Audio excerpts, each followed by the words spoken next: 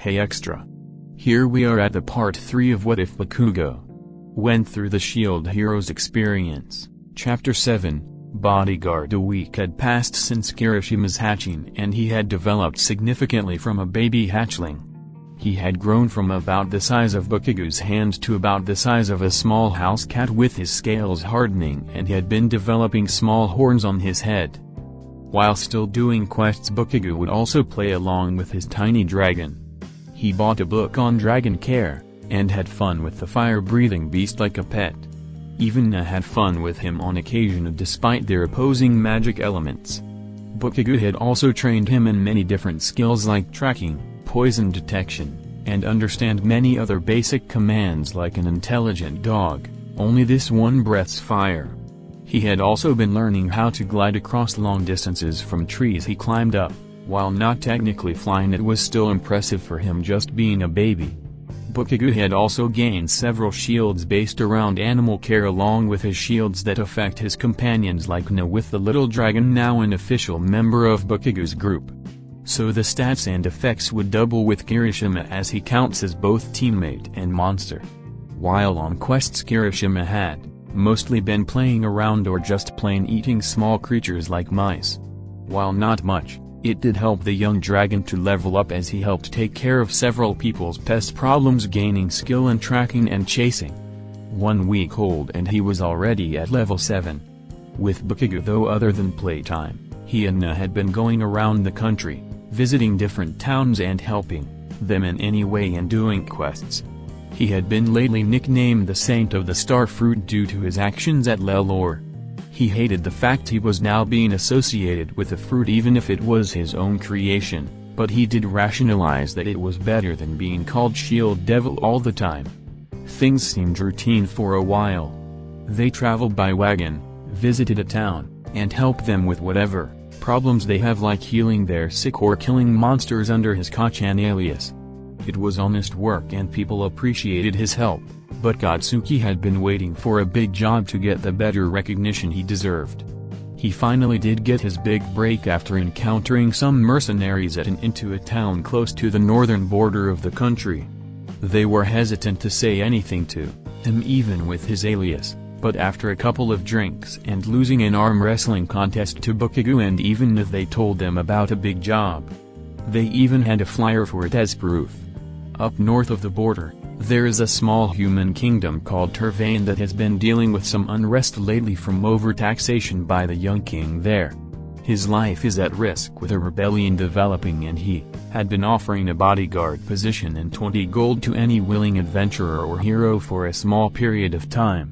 While good pay, dealing with king assassins, or a possible revolution did not sound appealing to many people, so mercenaries like them just ignored it. Bakugo however raved in a good challenge and it sparked his interest. After some preparation, they hired another wagon driver and went on their way to Tervain.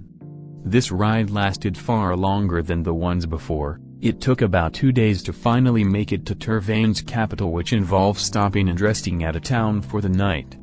Though they encountered some trouble near the border between Tervain and Melromarc, with the guards not liking the idea of the Shield Devil moving around to different kingdoms. But after some yelling and death threats to the guards, they were convinced to allow him through after paying the toll. Had this been a demi-human kingdom, it would have been another story, but Tervain was a human kingdom with next to no demi-humans with good relations with Melromarc, so the cardinal hero leaving toward there won't be seen as that big of a deal, especially since he would be teleported back to Melromarc anyway, when the next wave happens. The kingdom wasn't as big as Melromarc, but it was still a functioning kingdom in its own right with a unique culture.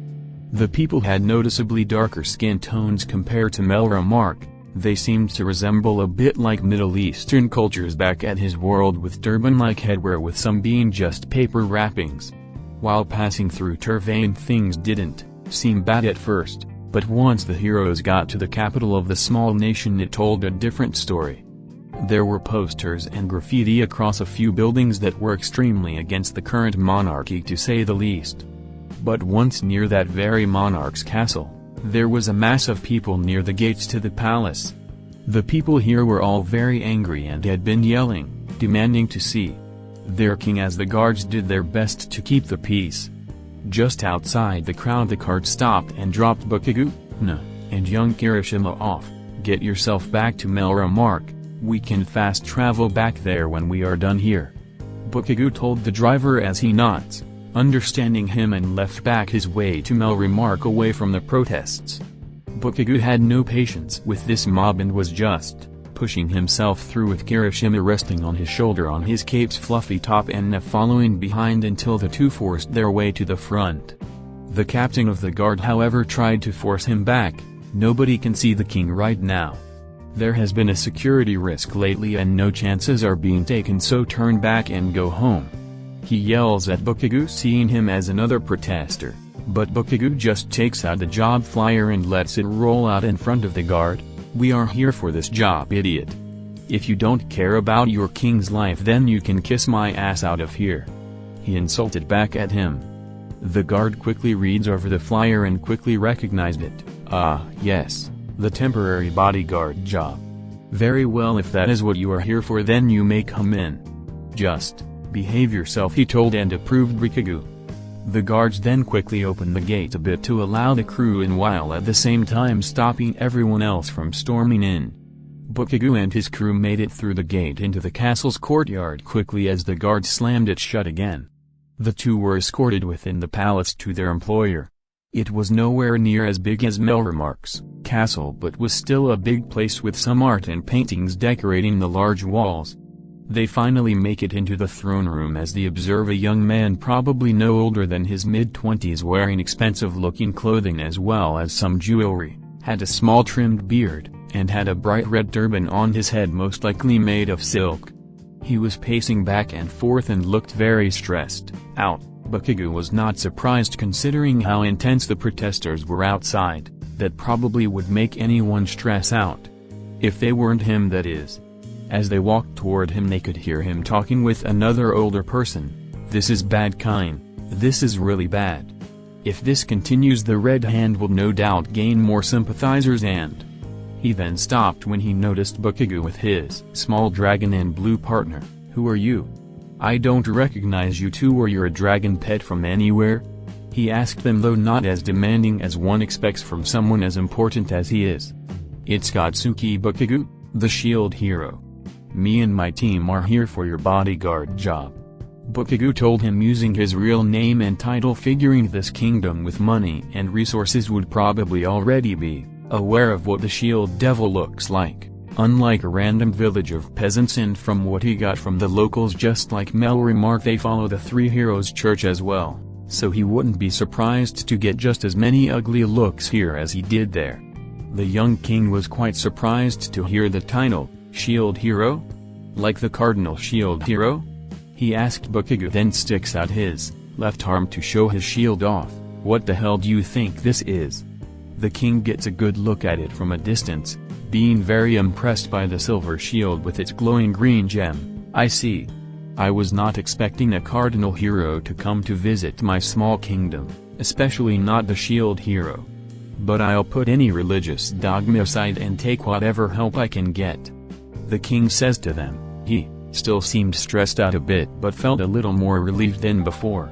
He then walks up to them, wanting to give a proper greeting as he bows to them, standing up. "Thank you for accepting this job. I am King Kardrum, the first of the kingdom of Tervain.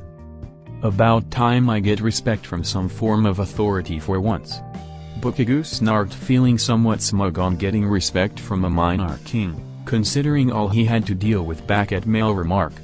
But after the young king finished his introductions, the other man came up to them. He was bald without a turban on, wearing formal clothing though not as lavish as the young king's, and looked to be around his late 50s with a long straight beard. He did not look as enthusiastic toward Bakugo and his crew. "Sire, I understand the need for more protection at this time, but I don't trust these folks.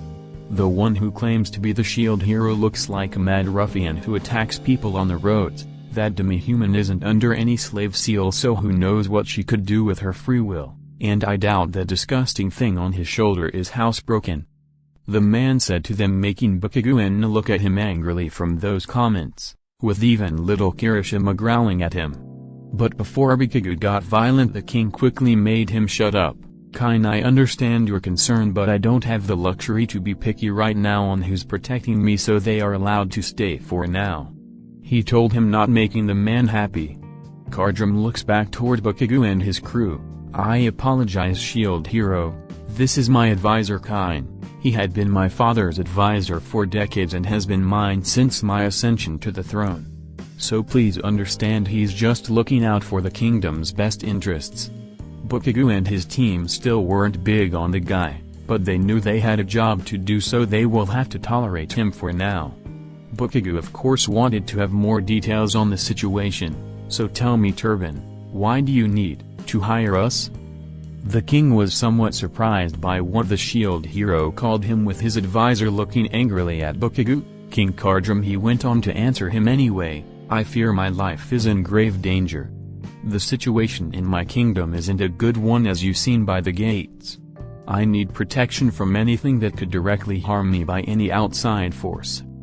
Na, however, wanted to get deeper about it. "But why are your people so mad at you? Surely they are not mad at you for no reason?" she asked, with Bakugo wondering as well, wanting to see if he was going to be attached to a sinking ship.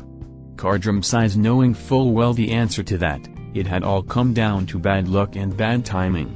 "My father, the former king, had passed away last year and I was coronated to the throne immediately after.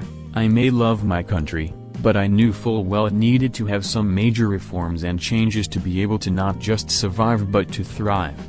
The first thing that immediately came to my mind when I came to power was our taxation system." "Taxation?" Na questioned him. "Yes, before my rule our kingdom's taxation policies have been extremely out of date and understaffed for years. It relied on a take person by their word system, which even the normal peasants could exploit, so many places ended with barely any revenue collected. It has been severely mismanaged as well. Some nobles ended up being forced to pay more than others with the same amount of wealth, some peasants end up overpaying, some underpaying, and some of the tax collectors pocketed in some of the money. It was nothing but a goddamn mess. And of course, this always affected the treasury under my father's rule. Some years end up fine, other times we struggle to keep the kingdom going because of a lack of funds. So after I became ruler I had the whole thing overhauled, firing those incompetent or corrupt, hiring new reliable people, set up a system to properly look over records and wealth throughout the kingdom, set up more proper guidelines and restrictions on the tax collectors, having an actual set of legal rules on taxation, and many other things to modernize our old system. This pretty much meant that all the peasants had to pay up at their proper rates and couldn't weasel out of it. None of them liked this, and I knew full well they would protest over it. But I was prepared for such backlash and figured I just let it blow over after a year or so when they calmed down and had them get used to the new system, which by then I'll have the funds to reshape and reform our backwatered kingdom toward a new age of prosperity." But then Bakugo then interrupts to answer, "Let me guess, the waves arrived?" "Yes, the waves had caused a lot of damage and left many of my people in disarray. Many of our crop fields were destroyed and I knew we needed to arm ourselves for when the next waves arrive. Repairing the damages sucked a lot of the treasury, and we needed to obtain food and weapons, but we didn't have the funds to pay for it all without going bankrupt. I had no choice but to increase taxes all around to be able to trade and get all of these weapons and food. Everyone is now thinking I'm some greedy tyrant exploiting my citizens when all I wanted to do was feed them and protect them. Now they want my head." The king continued, looking sadder than before, feeling betrayed by the people he was trying to protect and safeguard their well-being. "Why don't you just tell the people this? I'm sure they could understand your reasoning," Na naively said. That just made Bakugo laugh cynically. "Ha, you expect an angry mob to just get over it like that?" Kardrum then answers her, "I have tried to explain the situation and the taxation to the people with some speeches and public decrees, but they don't believe me. They think I'm just making up excuses to tax every penny out of them." Bakugo still knew there had to be more to this than that. "Why else do you need us? I doubt you be hiring random adventurers to protect you from random angry peasants." Indeed, Normally I would be worried, but I would just depend on my guards to aid me or evacuate if things got worse. But unfortunately, that's not the case. The Red Hand is involved now.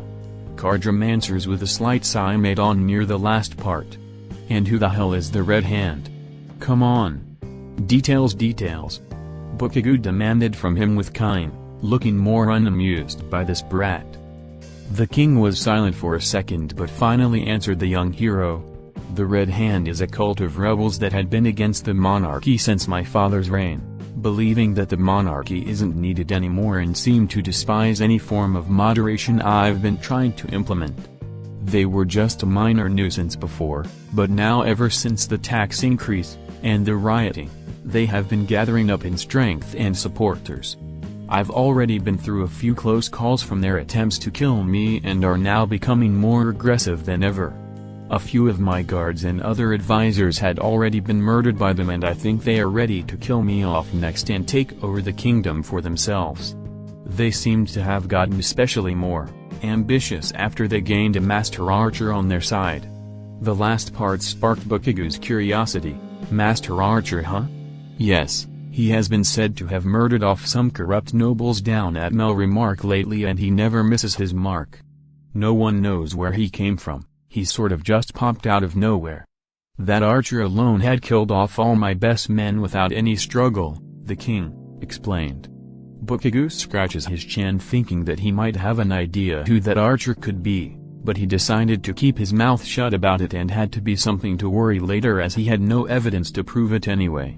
After that Bakugo understood the situation well but he had to tell something to the king that he knew he wouldn't like. Look Turban, I know you're going through a lot with this crap, but I can't be your babysitter forever.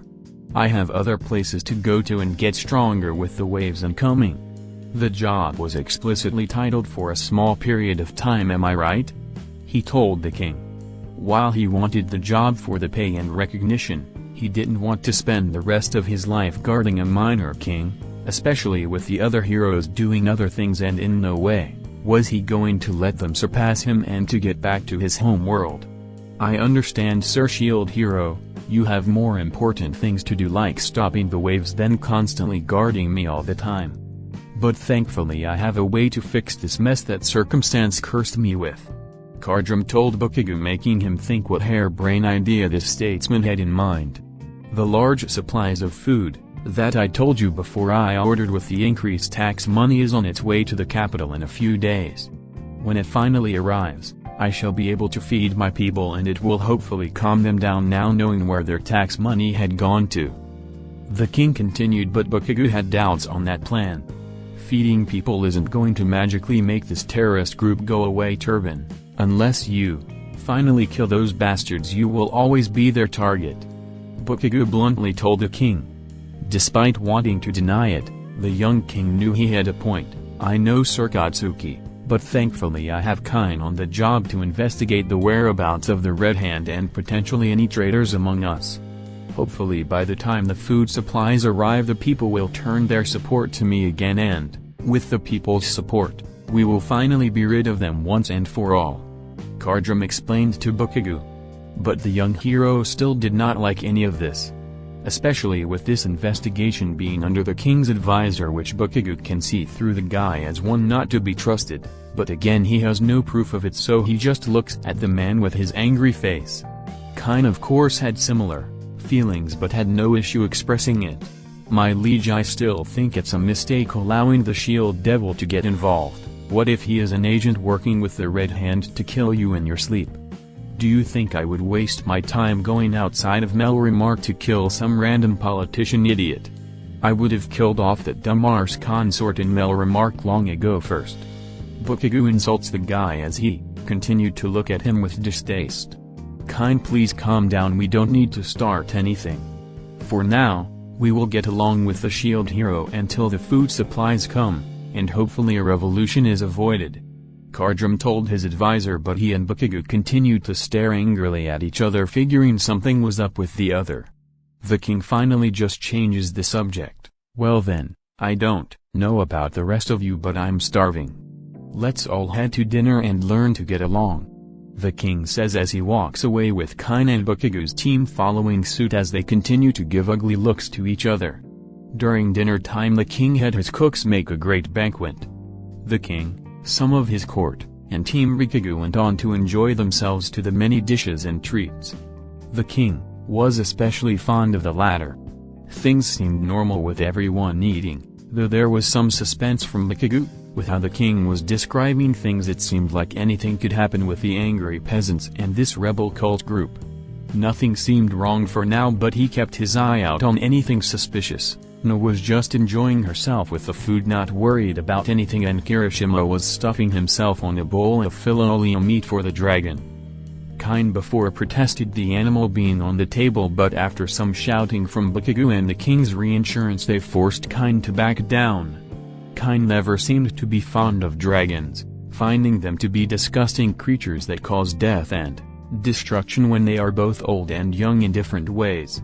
Kardrum on the other hand didn't mind and was actually fond of dragons. He even asked if Kirishima was for sale, but Bakugo immediately turned him down, not giving any chance of losing his own pet dragon. After the main banquet was finished the king was ready for some dessert and asked for it from a servant. "Yes sir. Tonight's dessert is a very special fruit pie," the servant said calmly with a big smile as he goes for the pie. After getting the pie the servant sets it down in front of the king, who was looking excited, like a kid in a candy store. But as soon as the pie was put on the table Kirishima stopped chewing on a bone he was biting into and started sniffing. It immediately caught Bakugo's attention as the young dragon continues sniffing until he looks toward the king. At that point, Bakugo knew something was up. The king took out his fork and knife and was ready for a sweet surprise. But Bakugo finally quietly and quickly told Kirishima, "Get." And the young dragon finally storms off toward the king as he runs across the table through food and people's plates, shocking and surprising everyone until the dragon jumps right into the pie, making a mess out of it, surprising the young king. Kardrum was quite shocked along with Kine, but Kine quickly became pissed off. "Throw this filthy animal out of this castle. Now!" he yells, calling the guards. "Hold on a second." Bakugo quickly yelled back as he walks up toward the king's side of the table. "Your disgusting monster has spoiled His Majesty's dessert. This is why dragons are not allowed in the castle and we don't hire random strangers for a job like this." Kine continues to yell at Bakugo. "Shut up already, Baldy." He insults Kine as he ignores him and walks over to the pie. He scooped up some of it and smells into it. He immediately found something off by the pie with a very weird smell, with Kirishima reacting to it just as well. He quickly turns toward the servant that gave the meal as he attempts to head out the door. "Hey you!" he yells, forcing the servant to turn. "Why don't you eat some of it?" The servant looked nervous, even sweating a little. No, that's the king's meal, I have no right to. It's already ruined. Just eat it." Bakugo demanded. "Shield, what does this?" Kine attempted to ask until the king stopped him with his hand out, now curious to what the cardinal hero was doing. The servant continues to make up excuses to not eat the messed up pie. "I am not worthy to eat a meal worthy of a..." But Bakugo just grabs the guy by his shirt and forced him on the table by the pie as Kirishima moved out of it. "Now eat it." Bakugo continued to demand. No, I can't eat. I said eat it." He demands again, being more aggressive. "I told you, this is His Majesty's dessert, I can't." "Hey Turban, will you allow this idiot to eat the damn pie?" Bakugo demanded from the king. "Very well, he can taste it." Kardrum quickly permitted without protesting, now seeing where this was going. Bakugo looks back at the servant still at his grip. "You heard him. Now eat it." I can't. This. Bakugo then slams the servant's head on the table. "I said, eat it." He yells at the man. Everyone at the table was surprised at the brutality of the shield hero as he kept slamming his head on the table over and over as the servant continued to refuse. "Eat it." "No. I don't want to die." The servant finally confessed, making the court confused about what he means by that. Kirishima detect. Bakugo ordered his dragon as he holds out what's left of the pie. The Dragon sniffed it and then quickly sniffed around at the servant's shirt until the dragon finally reached into his shirt pocket and took out a small vial of a purple liquid in his mouth. Just as I expected, high-grade poison.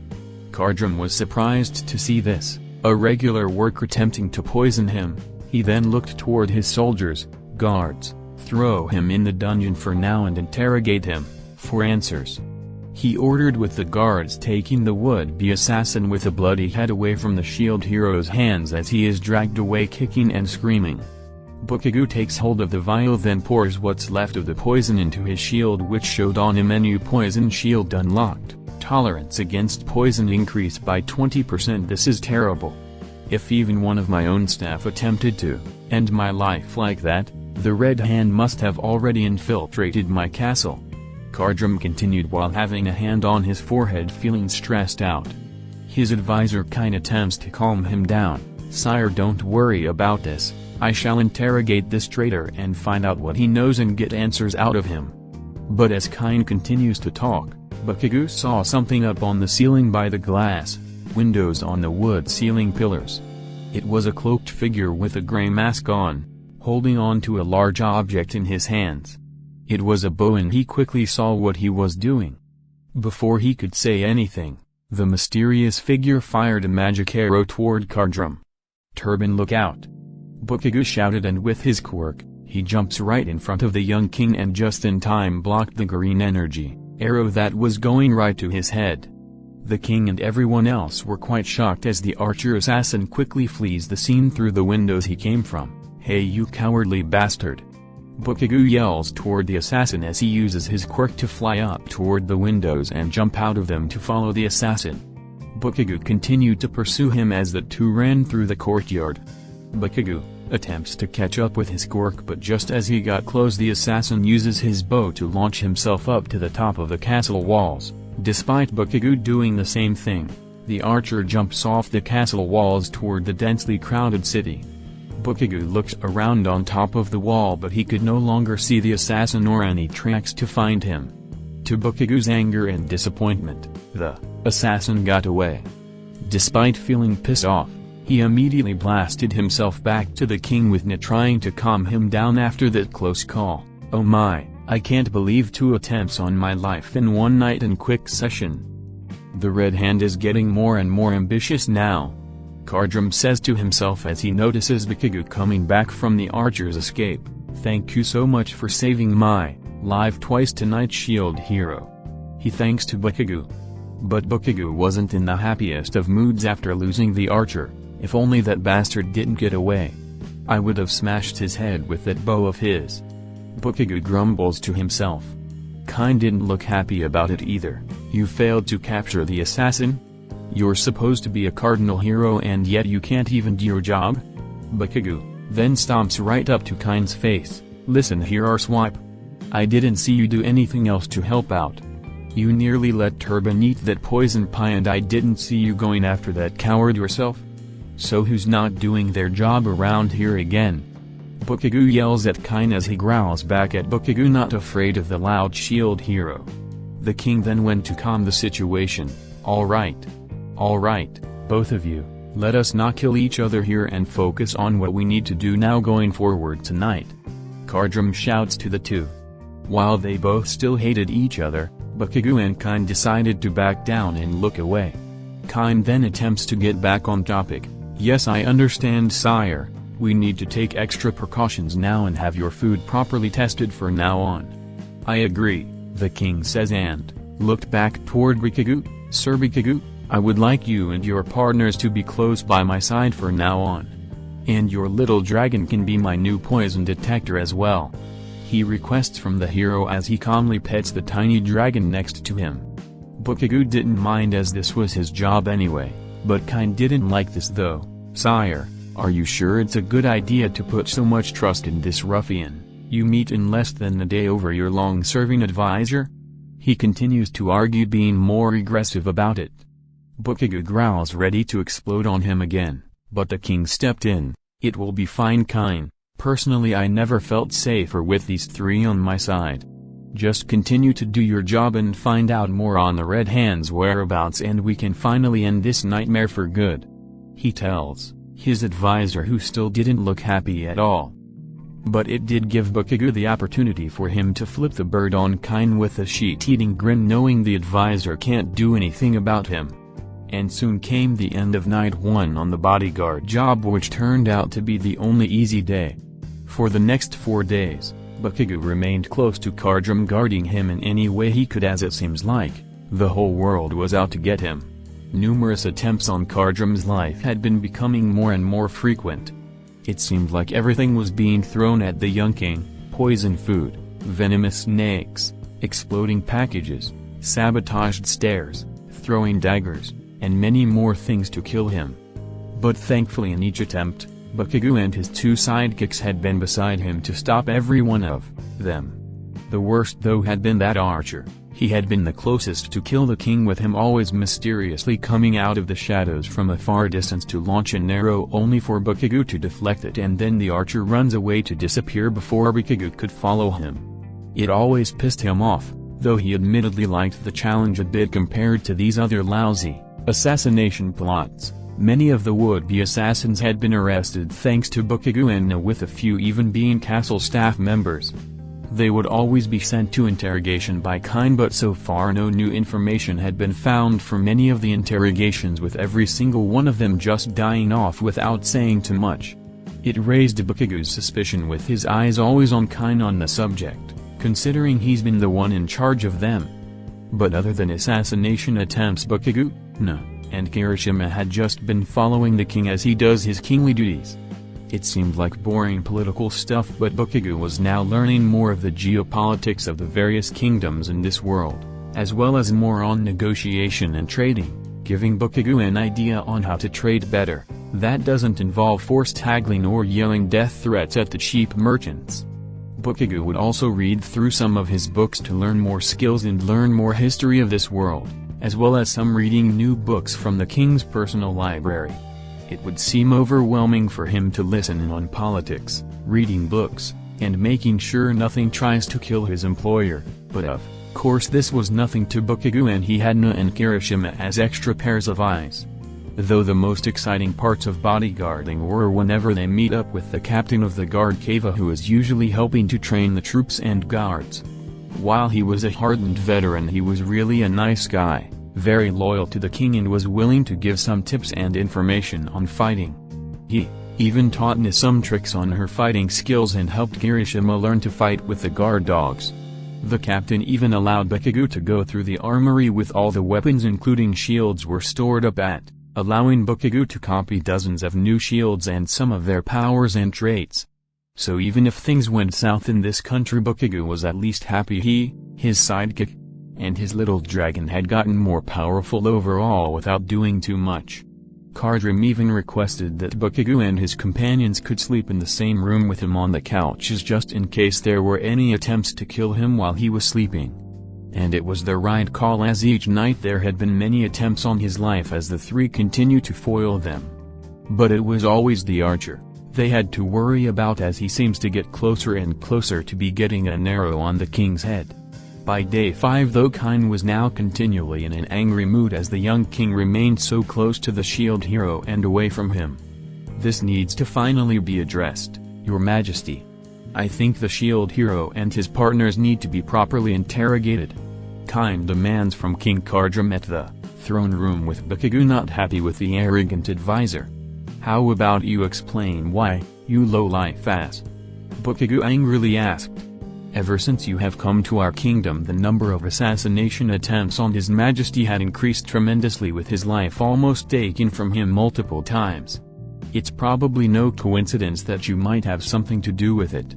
Kine attempts to justify, as he dismisses Bakugo, only to make him angrier at the ass of an advisor. "If I wanted Turban dead, I would have done it a long time ago, and like I said before, I would have killed that bastard of a consort at Melromarc long before then. And what about you? Your work to find this red sheet cult had turned up nothing. It also seems like any time an idiot assassin is arrested, they always ended up dead, before saying anything. Either you're an incompetent ass or you're up to something? Or maybe just both." Bakugo shouts back, continually getting more aggressive on the advisor, with him getting aggressive back. All right, enough. Kardrum shouts, trying to maintain order with the two again, as it was becoming routine at this point. There was no need to finger point at each other. Hopefully when those supplies finally come in within 2 days, the Red Hand will finally lose their support and things can eventually start to calm down around here. He continues trying to ease them down, with kind backing down even if he didn't like it. They better get here soon, so we can finally be done with this brat's protection. He'll get his payment and head back to Melromarc, where he should stay at. Kind finishes, as he turns and leaves. Yeah, good, and I'll be glad to not listen to your beaching anymore, Baldy. Bakugo insults back at Kind as the advisor grumbles and leaves the throne room. Kardrum just sighs. I'm very sorry, Sir Bakugo. Kind, while wise, is a bit full of himself sometimes, feeling like he is above many things. But don't treat him as the representative of our kingdom, despite the tensions. Right now it's a fine little kingdom.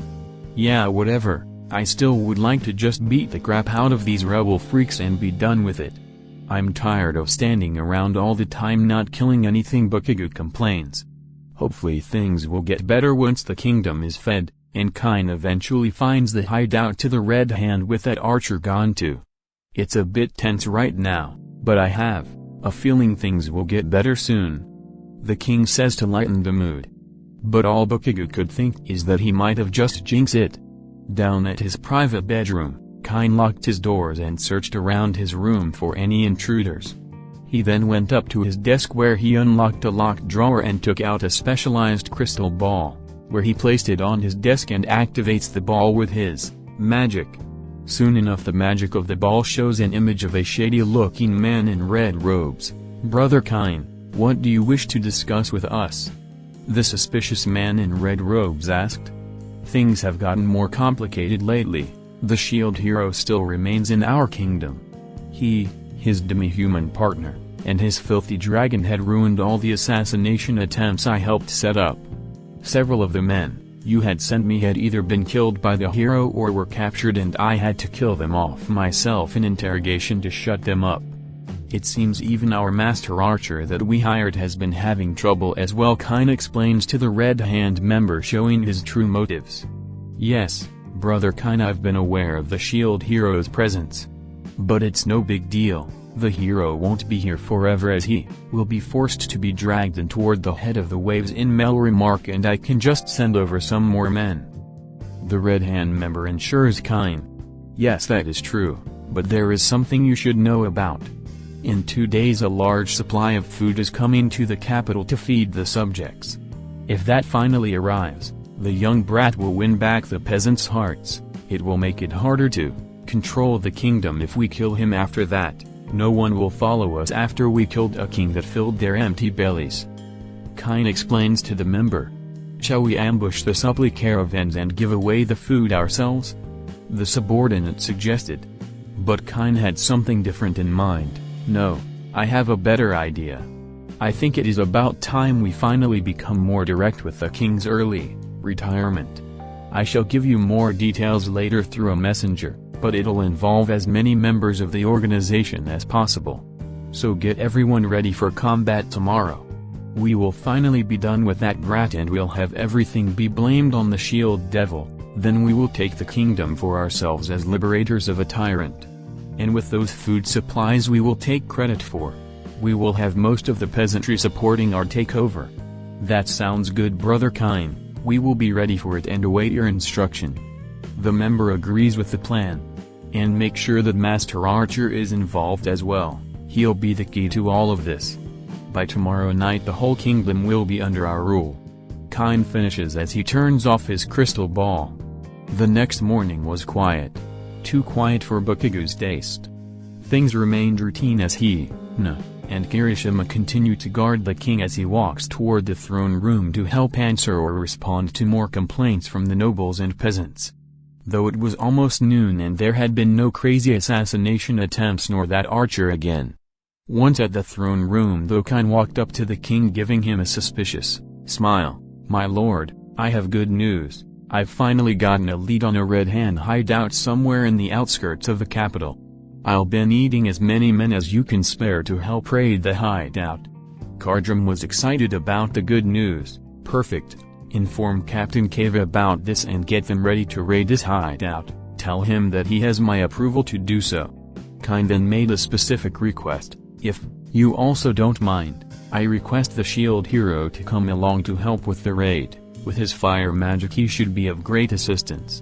While that might be what Bakugo wanted, he found this whole event to be suspicious. How about just sending Blue with you? She should be more than capable enough to kill low-life cultists. I'll continue to guard Turban. He suggested making Kine raise his eyebrows. I prefer if you have the shield hero involved, rather than this low-life to me. He insulted making Na and especially Bakugo mad. Listen here you bigoted asset. Blue can kick any pathetic ass of the Red Sheet cult, so don't be telling us who's actually strong here with your stupid ass beard. Bakugo exploded and yelled with Kirishima hissing at him with Kine barely keeping himself calm. And as usual it's Kardrum who has to calm the two down and settle it. Alright, calm down sir Bakugo, no need to raise your voice like that. But Kine, that was uncalled for to dismiss the shield hero's partner like that after all she has done for us. I've seen enough for myself in the armory of what she is capable of. So she has the right to prove herself against the Red Hand.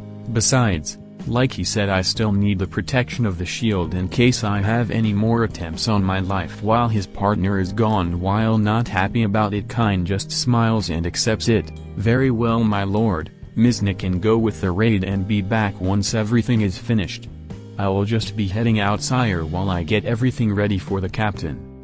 Once he's out of the room Na readies herself to go to meet with the troops. Well, wish me luck sir Bakugo, hopefully things will turn out alright. Bakugo just huffs and nods his sidekick away as she leaves the room. Bakugo wasn't sure what, but he knew something sinister was going on and looks toward at his little dragon on his shoulder as usual. I know something is up Kirishima. Be ready for anything. He ordered Kirishima with his basic command and the little dragon was smart enough to understand what that entails. He then jumps off his shoulder and went to play along in the throne room with a toy Bakugo bought him amusing the king. I hope this raid will bring a crippling blow to the Red Hand. If it's not assassins, I think this stress will kill me first. The king jokes, but Bakugo had a feeling things are going to get more stressful soon enough. Down at the armory, Captain Kava with a small army of soldiers and guards were all ready to head out to destroy the supposed Red Hand hideout. Most of the troops were eager to fight, including the odd one out of all of them. The soldiers didn't care though, as she has proven them before that she was more than capable at fighting. The captain, now decked out in heavy armor, had gotten on his horse. Alright soldiers, we need to be swift on our approach and give no mercy to those bastards. Let's show them how real soldiers fight, face to face. He encourages the soldiers with all of them shouting in unison as they got on their own horses, with Na being a passenger on one of them as she doesn't know how to ride a horse yet. Before they head out, Kine finally came down to the armory holding on to a scroll as he walks up to the captain to hand it over to him. This is a map with instructions on how to find the hideout. Make sure you follow it to the letter. Going anywhere out of the intended path will get you lost, so don't waste the king's time with your foolery. He rudely tells the captain as he snatches the scroll out of his hand. Like Bakugo, he hardly got along with the king's advisor. The large doors open up with the captain leading the way. Alright men, let's move out, he shouts as he and the rest of the men's horses head out to find the rebel hideout and finally remove this terror from the land forever. Soon enough they pass through the castle's gates and head toward the outside of town to find this Red Hand hideout. But Kine from a window watches as he laughs to himself, knowing he had gotten rid of one of his obstacles for his little coup. Now with that idiot and Demi out of the way, the revolution will now begin. A few minutes later things seemed rather calm on the castle walls as the few remaining guards on the lookout continued to patrol the area. But suddenly a bunch of magic arrows came out of nowhere and killed them off. And, like a swarm of ants, a bunch of mysterious robed figures wearing red masks began their quiet assault on the now lightly defended castle. More guards began to drop one by stray arrows and throats cut from behind as dozens of these figures began to take control of parts of the castle without much resistance. In the throne room, Kardrum finished talking with the last noble as he gets up from his throne chair with Bakugou at his side. "Alright now then Sir Bakugou, why don't we have lunch now? Hopefully this time there won't be any explosive poultry in it." But as they were walking down toward out the throne room doors, Bakugou had heard some noise and it sounded familiar to him. And before the king could notice, an energy arrow was flying right toward his face. "Watch out!" Bakugou shouted, as he jumped in the way of the arrow with his shield, surprising the king, and before he could say anything Bakugou grabs him and pushes the young king on the ground as he continues to block away a bunch of other deadly projectiles, mostly being throwing daggers from other points. Little Kirishima had also immediately stopped playing with his toy and ran close below Bakugou, knowing danger was now in the room. After blocking all of the projectiles, the three quickly noticed that the room was now becoming surrounded. Dozens upon dozens of red-robed figures with masks surround the throne room holding different sorts of weapons. The king looked terrified knowing what these people are as he holds his head on the ground. Bakugou looked concerned as well, but he was showing no fear to the surrounding forces as he stood his ground with a pissed-off look in his face. He noticed some odd things in the group. 5 individuals also had masks but had different looks to them and had different attire to the Red Hand forces. 2 seemed feminine and looked to be magic users. 1 that seemed to have green hair looked like she was stumbling a bit, unlike any professional assassin should be. Another was feminine but looked like a typical magic user with a mage cloak on her. The 3rd individual not far from her was a simple male warrior holding on to a short. 4th was a blonde warrior who held a small sword and had blonde hair. The last one was the most unique, who was the tallest of all of them, wearing a large set of heavy armor and bearing a large sword. All Bakugou could conclude was that these people are the ones working directly under that archer wearing similar masks. Speaking of him, he was where he usually was, up high at the ceiling on a wooden platform away from Bakugou, holding on to his powerful bow. From up high the archer finally spoke, "I have nothing against you, shield. Leave now and let me kill off this tyrant for good, then you and your party will go free." From the tone of his voice Bakugou could tell he was using some sort of voice modulation spell to hide his real voice for whatever reason. But he didn't care either way as he stands over the king, who is still laying on the floor with his hands over his head. "Kiss my ass, coward. If you're going to threaten me, then come down so we can have a proper fight."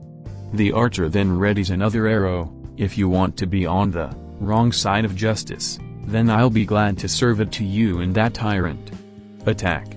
The archer shouts and launches another magic arrow, forcing Bakugou to block it.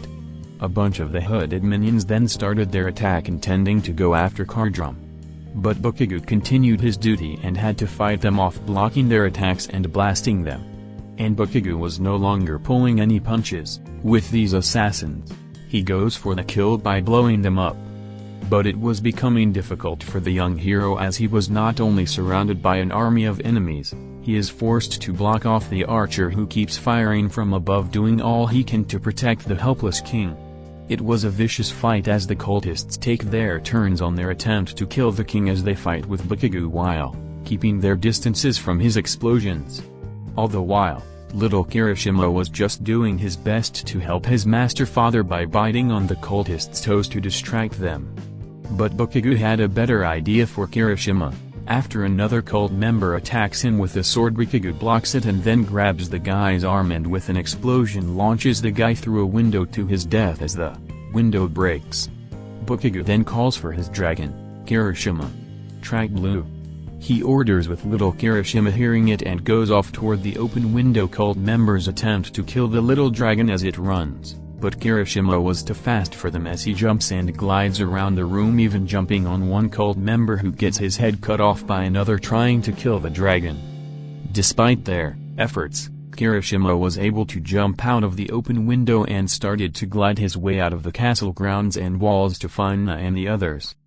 The small army of cultists looked back and focused at Bakugou as he continued to stand his ground right above the king, still alive and scared out of his mind. Bakugou knew he was now in for a slog. And the archer above was ready to make a name for himself for not just killing the king but the so-called shield devil as well. "Well, we are absolutely lost," shouts Captain Kava.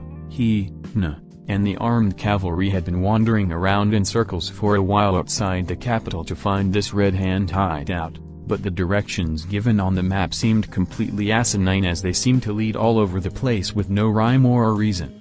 "Have you checked the back of it, Captain?" Nya suggested.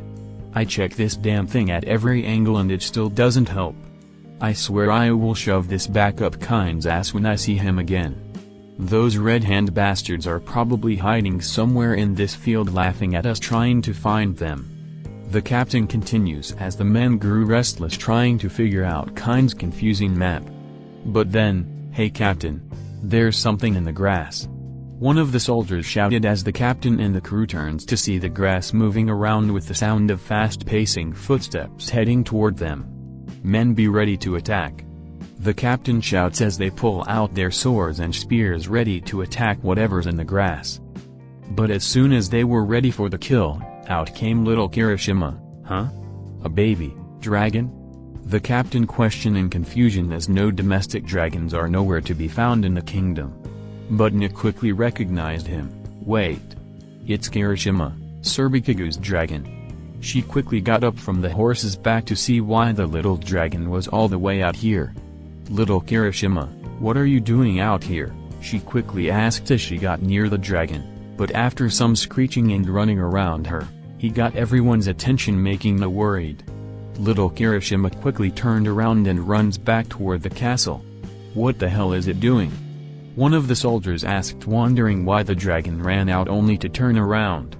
But Nya caught on quickly as she looked back up toward the castle quickly, putting two and two together. "It's just as I feared. The king and Sir Bakugo are in trouble." She quickly shouts out, alerting the soldiers including the captain, knowing now something has to be up. After Nya quickly got back on the horse, the captain takes charge again. "Come on men. Back to the castle." And without hesitation, the small army of men charged back to the castle as soon as possible. After a few minutes of galloping, the horses made it back near the castle. They all quickly noticed a few individuals above the castle walls wearing red robes, only confirming their worst fears. The Red Hand had taken the castle. The cult noticed them and began to fire arrows at them. "Watch out men," Kava yelled, forcing the army to back off. As the archers continued firing at the army, the captain wonders to himself to how they can get back in the castle without wasting too much time, knowing the king was in danger. But Nya quickly noticed Kirishima climbing up on the wall, and when the little thing got on top he went on to bite on the feet of the archers, now stopping their firing as they tried to stomp on the quick-moving pest. While the archers were distracted, Nya came up with an idea. "Soldier, get me as close to the wall as possible," she ordered, with the man not questioning her, and quickly rode their horse close to the wall, still trying to avoid any arrows of those trying not to be distracted by the dragon. Once right up at the wall, Nya carefully stood up and with her magic power jump she launches herself up high at the wall as she grabs onto a part Kirishima was able to get up from. And with her sword she was able to get herself to climb up on toward the top of the wall. Once on top of it, the Red Hand members quickly ignored Kirishima and attempt to attack and kill Nya, but they were all no match for her as she slices and stabs them off the wall to their deaths. The archers and few mages within the walls on the ground attempted to snipe out Nya, but her reflexes were high enough to dodge them. Nya quickly finds a lever mechanism at the wall top and pulls it, opening up the walls themselves. With the castle wall now open, Captain Kava and his men quickly storm back in the castle courtyard with a cavalry charge. The charge killed off many of the Red Hand members who were still focused on Nya, but the advantage of the horses was quickly over as the numerous cult army began to group together so they could fight off the knights as they jump off their horses. The two small armies engaged as they all started to attack and clash with each other, starting an intense battle. The Red Hand had the numbers advantage, but they lacked any armor on them, so the knights were able to hold them back as they tried to fight their way back to the castle. But the way back inside was also blocked off by another gate into the armory, with the door only able to open on the inside. As Nya was fighting with the men back on the ground, she heard shrieking. As she turns toward it, she saw it was Kirishima again as he climbed up high into a small window and got himself inside the compound. Na acted quickly as she sliced up a few more cultists, and by jumping on one of their heads and with her super jump ability again she got up to the window with her hands barely holding on to the edge of it. Despite being targeted by a few archers below, she was able to get herself through the window into the compound. She doesn't see Kirishima anywhere but saw a bunch of defending cultists. They quickly saw her and attempted to kill her, but she made quick work of these weak enemies. After that brief fight, she quickly looks around to find the mechanism to open up these doors, only to find Kine here looking stressed out. "Sir Kine, are you alright?" "I'm fine, but the Red Hand has captured the castle and the king and shield hero are in danger. You need to get to him now." Kine answered and told her what to do.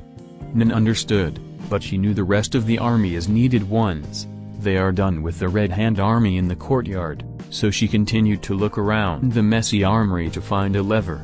"I will, but first we need to open the gate. Quickly look around for the thing that opens the gate," Nit tells Kine as she looks around to find the lever or something like it. She continues to look around the walls, but unknown to her Kine had taken out a sword. As she approaches, near the large doors where the lever might be close at, Kine was ready to stab her in the back through her chest. But suddenly Kirishima screeches out loud from a distance, alerting Na as she looks behind, and just in the nick of time she dodges Kine's blade. He swiped at her head, but Na jumps out of the way as she takes her sword out again as Kine evilly smiles toward her. "So you were working with them the whole time?" Na quickly demands an answer from him. Kine just laughs as he drops his robes, revealing himself in red light armor with his arms fully exposed, showing off a tattoo of a red hand print. "Ha ha ha, yes. I've spent years being an Kaiser to some idiot despot for years. I helped keep this country together while Kardrum's father would waste his time on trivial crap like horse riding or watching theater plays. Do you have any idea what measures I had to go through to keep this country from going bankrupt every single damn year with my limited power?" Kine then took out another sword, now dual-wielding swords, making no warier than before. "So yeah, I joined up with the Red Hand, with them eventually making me their leader, and with their underground resources I was able to kill that incompetent bastard in his sleep without ever being a suspect. I figured that I would keep his son alive as a puppet while I actually manage the country and hold all the real power. But of course, this kid thinks that he can just radically change things without needing to listen to me. So, I finally had it with this royal family, and I plan to take over the country directly under the Red Hand's rule, which will basically make it my rule. And now with this shortage of food and the peasants angry at him, I can safely be rid of Kardrum and those idiots will fall in line. You're nothing more than a self-centered murderer, Kine. Your group won't get away with this, Sir Bakugo will make sure of it." Na tells him off as she held her sword awaiting Kine to make his move. Kine just laughs. "Haha, we'll see about that." Kine then whistle, in which 6 cult members jump from the ceiling down to the ground surrounding Na. They all attack Na at the same time, with Kine finally attacking her himself.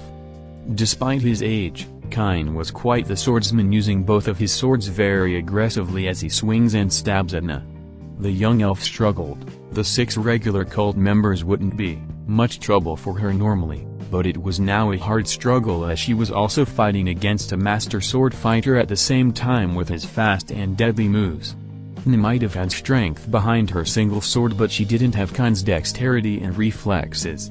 She did manage to kill 2 of the cultists, but she was still struggling as Kine repeatedly strikes her over and over. Being overwhelmed, Kine went all out to strike her again and again until he kicks her into a wall. Tired and injured, Na couldn't get herself back up in time as Kine stabs her through her left shoulder, pinning her onto the wall. As Na struggles in pain, Kine smiles and laughs with his cult member standing beside him, knowing he had won. "Ha ha ha, you know this wouldn't have been as violent or bloody had you and your shield devil master didn't get involved, intervene in the first place. It would have been just a simple assassination with an arrow through His Majesty's skull, but you two had to make things complicated. And look at all the death it caused. But it will be over soon." Kine then holds on to his other sword and aims the blade, ready to stab Na through her head. But despite this, she didn't look scared. She actually had a subtle smirk on her that Kine didn't notice. Now time to. Yeah. Kind screams as he feels great pain on his foot. It turned out to be Kirishima biting on his right big toe. Before he could resist, Kirishima bites on it so hard with his sharp teeth he bites it completely off. Kind screams as he holds onto his foot up, applying quick healing magic. As quickly as possible as little Kirishima runs off with his toe still in his mouth. Die, you filthy monster, Kind yells, so pissed off by the little thing he started blasting magic at the dragon as little Kirishima dodges the attacks, with Kind now directly going after him with his sword and magic to kill the little thing while his cult members watch on in confusion. But by doing this he completely forgot about Na. She took advantage of this and quickly ripped the sword out of her shoulder and then stabs a Red Hand member in the back with it. The others quickly noticed and attempt to stop her while their leader was distracted with Kirishima.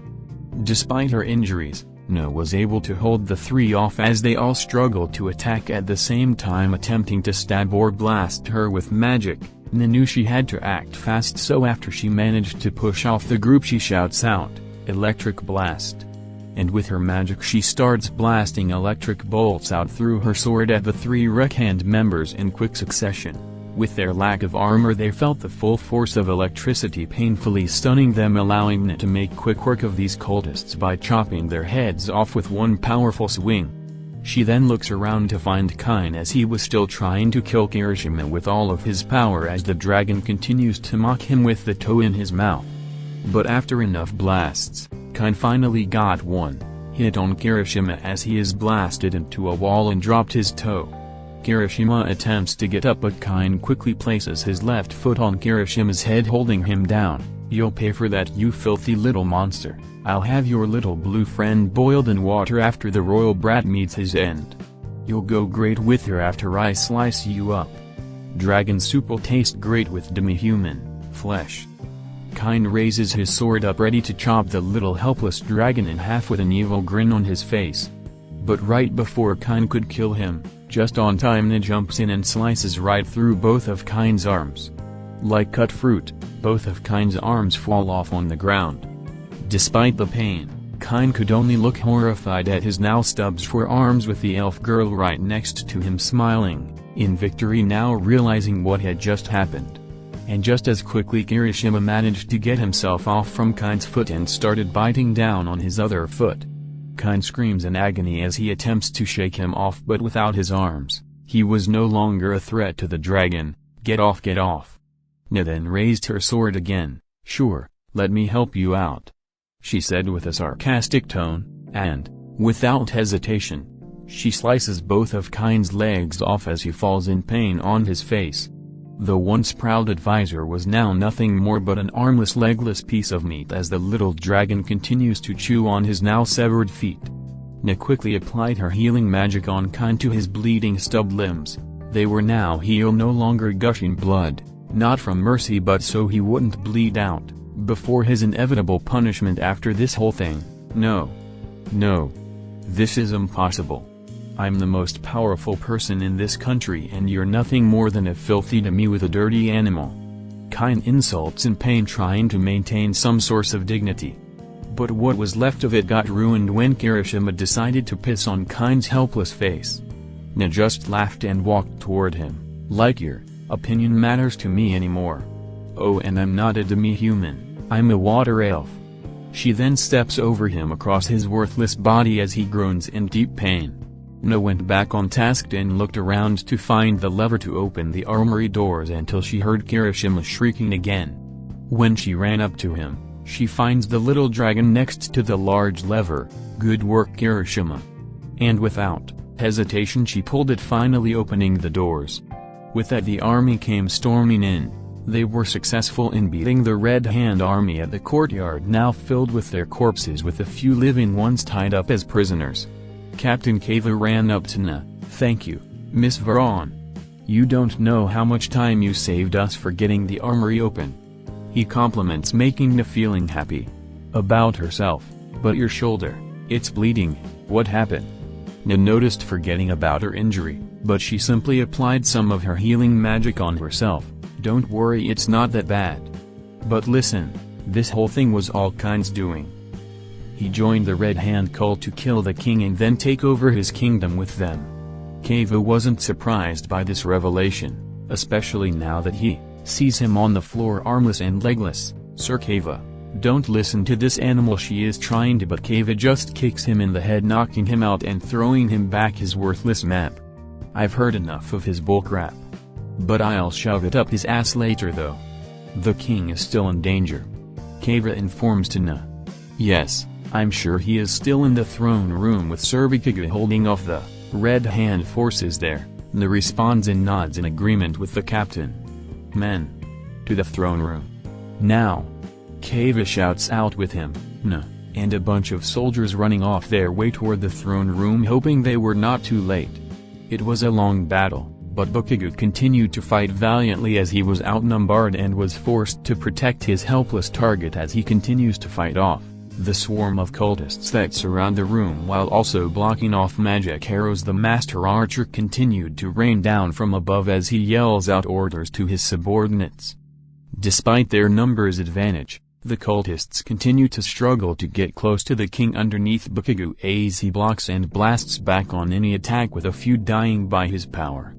Despite Bakugo's high defense, however, he has earned himself some cuts from the many weapons being thrown at him as he was forced to remain stationary at the same spot the whole time. Had this been a normal fight, he would have easily killed all of these cultists off with his quirk, but he had to protect the king at all costs, so he is forced to limit himself to fight defensively as much as possible. One of the supposed subordinate leaders went right to Bakugo with short axe weapon, with a few others trying to strike the terrified king. But despite getting a bunch of cuts, Bakugo was able to counter this axeman and broke his arm and blasted him into a wall, knocking him out. The blonde swordsman leader subordinate attacked soon after, but this time the two leader magic users were blasting at him at the same time as, well, the amount of attacks was starting to overwhelm Bakugo as he could no longer protect the king directly anymore, as one magic arrow from above goes right toward him. Bakugo finally shouted "Shield Prison," creating a magic ball around the king, now temporarily protecting him from any attacks. Bakugo was finally allowed to be more on the offense and blasted away a bunch of the cultists and continued to dodge and block the magic attacks from the leaders. But the green-haired scared-sounding magic leader creates one more large blast right at Bakugo to finally put an end to the fighting, but he simply ducks and without any time to prepare, the magic blasts hits the more competent magic leader, knocking her out. "Oh no. I'm so sorry," the magic leader suddenly shouted, sounding more like a young teenager than a killer assassin. But the swordsman continued to attack until Bakugo bashed her in the head, breaks her wrist to drop her sword and blasts her right into the scared-sounding magic leader, taking them both out of the battle. The master bow archer, as he waits for his power attack abilities to cool down, signals the strongest leader, the heavy metal armor swordsman. He engages Bakugo quickly as the other cultists attempt to break open the shield prison. He was stronger than the other leaders, with each swing having a ton of power behind it. Fighting him while also avoiding the archer's arrows was quite a challenge, with the armored man being able to throw a few strong swings while Bakugo tries his best to stop the other members from breaking through his shield prison. But despite the armored man's heavy attacks, he could not break through Bakugo's shield defense, only being able to stagger him a bit. And Bakugo retaliates back with his explosions. Despite the heavy armor, Bakugo did manage to blow parts of it off, pissing off the man even more as he becomes more aggressive with his swinging. The archer fired another arrow on the shield prison, with it finally breaking open, leaving the king out in the open exposed as he continues to duck in fear. Bakugo quickly noticed and with no hesitation just takes a hit from the armored man's sword to get close and blast him away. And with good timing of his quirk, he jumps just in time of the multiple arrows being shot at the king, and blasted away some of the cultists surrounding the king. The armored man got himself back up, now really pissed off from his ruined armor, and goes berserk, intending to kill Bakugo with full force.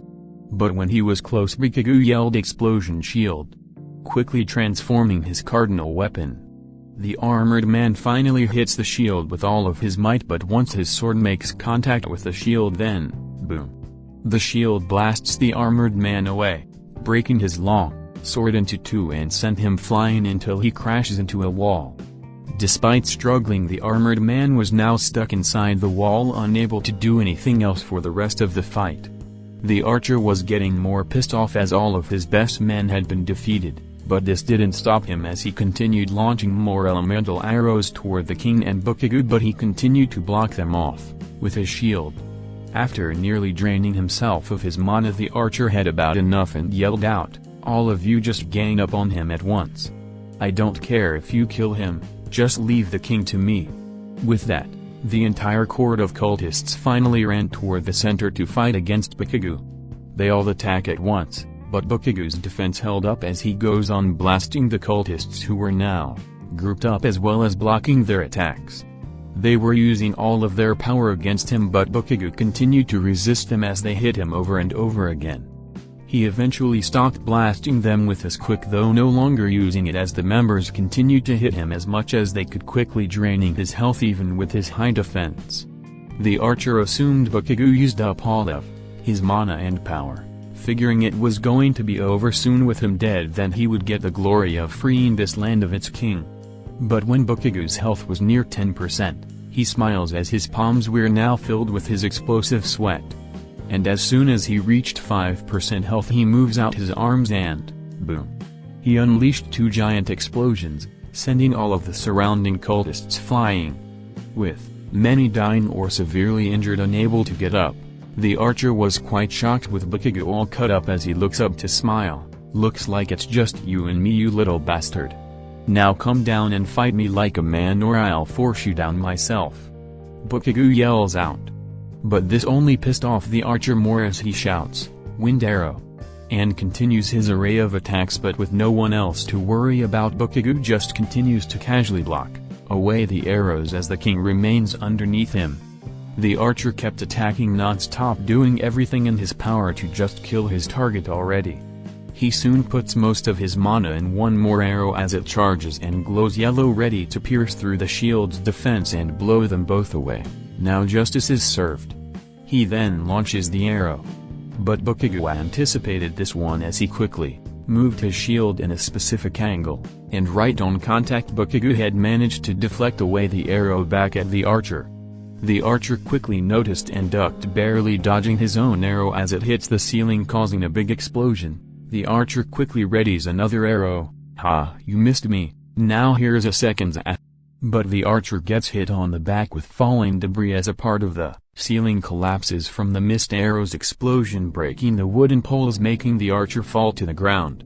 The falling debris caused a lot of dust to spread when it all impacted the ground. But when it quickly fades away, Bakugo and the last of the cultists that were able to get back up all saw a pile of marble and concrete on the ground, and underneath it was the master archer, still alive, but now completely stuck under hundreds of pounds of debris. "Told you I force you down." Bakugo mocks the archer as he curses at the shield hero as he attempts to get out, but it was useless as even his prize bow was now out of his reach. The master archer had been defeated, and with that the Red Hand's coup had ended in failure, with the king still alive as he finally stood back up next to his bodyguard. The last of the Red Hand in the room all look horrified as the shield hero remains up and strong after neutralizing the master archer and his companions. "He's a monster. A monster. Retreat," one member shouted. Knowing they have no chance to fight him off, they attempted to cowardly run away toward the throne door to escape, only for the door to open for them with a bunch of cultists, getting cut down by none other than the with Kirishima on her shoulder, with a bunch of other guards and soldiers finally making it to the throne room. Now cornered, the surviving Red Hand members all dropped their weapons and surrendered to the guards and the shield hero as they arrested and restrained the cowards. Na was worried and ran up to Bakugo. "Sir Bakugo, are you alright?" she quickly asked. But after brushing off his arms, Bakugo didn't act much different than usual. "I'm fine," blue as his turban. "What about you two?" he answered and asked back. "Got stabbed on the left shoulder and got hit a few times, but with some health potions and healing magic I'll be alright," assured little Kirishima, she answered back. Bakugo was happy just that both of them were fine. especially when Kirishima jumped onto his shoulder and rested on it with Bakugo just smiling toward him, knowing he had a rough day as the rest of them did. After that, Captain Kava ran up to the king to help him in any way. "My lord, are you alright?" he quickly asked Kardrum as he was still taking some deep breaths after that stressful experience. "I'm positively fine, Captain, and it's all thanks to the shield hero. He fought with great strength despite being outnumbered and had me to worry about." "But what in the heavens had just happened?" the king said and asked, wondering how this failed coup was even able to happen in the first place. Na quickly answered that, "It was kind sir. He was a member and the leader of the Red Hand all along and conspired to kill you and take over the kingdom." Bakugo just laughs at that. "I knew that bastard was up to something all along." Kardrum couldn't believe what he heard. "Is that true? Kind had done all of this?" Kava then reassured him of the truth. "It is indeed, sir. That location was bullshit and was just a wild goose chase while the Red Hand took over the castle. And when we got back to the castle, Kind fought against Miss Na and told her of his true nature, but the bastard lost and has been captured by my men. Trust me, he won't be a threat anymore." Kardrum sighs to himself. "I'm still shocked by all of this, but now looking back it all makes sense. The assassins within the castle, the interrogations, and his dismissal of my protectors, it was all to kill me and to take over the kingdom for himself." He then looks back at Bakugo and his group. "I'm sorry for ever trusting him, Sir Bakugo, and again thank you for all that you have done today." He apologizes and thanks Bakugo again. "Whatever, Turban. I just want to see that bastard when you put his ass on trial and see the look on his face," Bakugo responds, with the king being happy to oblige. Many of the guards then turn towards the still alive master archer still trapped under rubble, struggling to get out but to no avail. Bakugo with a smirk finally decided to walk up to the mysterious figure. "I think it's time to see what's under this Halloween mask," he jokes as he grabs onto the top of the mask and quickly rips it off. To most of the court's surprise, the master archer was just a young teenager, but Bakugo knew who it was instantly. Cardinal bow hero Atsuki Kawasumi. While the court wonders who this was, Bakugo continued to mock the trapped hero. Well, what do we have here? If it isn't Bo Beach playing a rogue?" he mocks Atsuki as he continues to squirm. "Get me out of here, you cheating evil bastard. Let me show you who's the real Beach here," Itsuki shouts back at him. It was quite a shock for Na to hear. From what she saw of Itsuki, he seemed like a common noble person. And here he is acting all rude and nasty. The king was also confused. "Sir Bakugo, do you know who this is?" he asked. But Na became the one to answer for him. "This is Sir Itsuki, your majesty. He's the cardinal bow hero." "Bow hero? The cardinal bow hero was trying to kill me this whole time?" Kardrum asked in shock, with Na nodding back. He was surprised to find out that a cardinal hero was his most feared assassin the whole time. But despite Itsuki being a cardinal hero, after all that happened in that room, Kardrum wasn't in a merciful mood and quickly took action. "Men, confiscate his bow, and after you get him out of that rubble, make sure he is tied up. I want answers soon, and we will get them in a trial next morning once this room gets cleaned up and I get something sweet to eat after all of this." After that last line, Bakugo quickly smugly smiles again. "Oh man, I just got to see this. This is going to be fun." By next morning, the throne room was mostly cleaned up, with parts of it still under construction, with workers trying to repair the damages with the ceiling, but it was still ready enough to begin the trials. Unlike Melromarc's court, there are no nobles witnessing everything from the stands, just rows of guards and a few court members watching the event. King Kardrum remains at his throne as usual, with Bakugo standing beside him as he awaits the trials, along with his sidekick Na and little Kirishima resting on his shoulder. The first to be tried was none other than Kind, as the guard holding on to his pathetic limbless body throws him on the floor as he was forced to look up at his angry king, and Bakugo giving him an arrogant smug smile. "Oh man, Blue, you did this. This is so hilarious."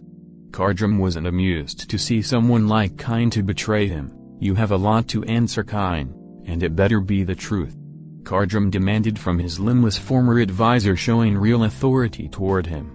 The pathetic man, looking terrified, began to speak. "Please, sire. You misunderstand. This was all the shield devil's doing.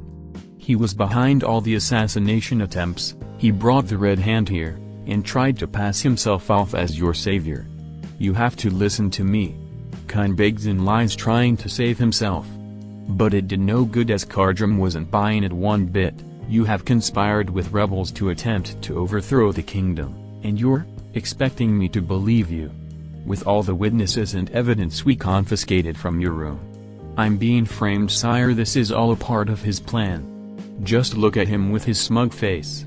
Kine continues blaming Bakugo, but despite the shield hero giving a big smug smile, the king still didn't believe him one bit, especially since he never even bothered to give or point out any proof of his innocence. Kardrum then nods toward Captain Kava, who had onto a cloth holding something in it, as he walks up to Kine. Once right up to him, the captain takes the cloth off, revealing it to be Kine's severed left arm, and with nothing to cover it up, the arm showed off a red hand tattoo, revealing his true membership to the group. "That's not mine, sire. That was all the shield devil's doing.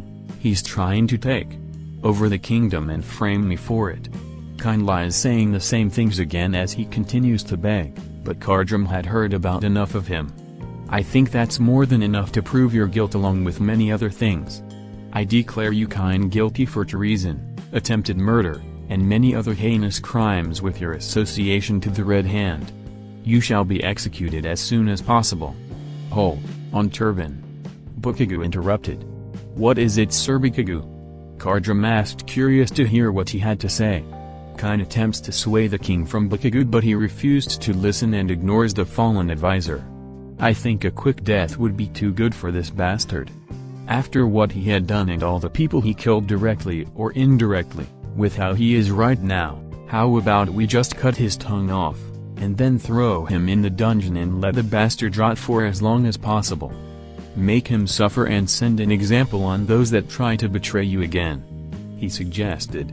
While brutal Kardrum likes the idea, even Na didn't protest, knowing other people like Kine deserve such punishment, like mine from Melromarc.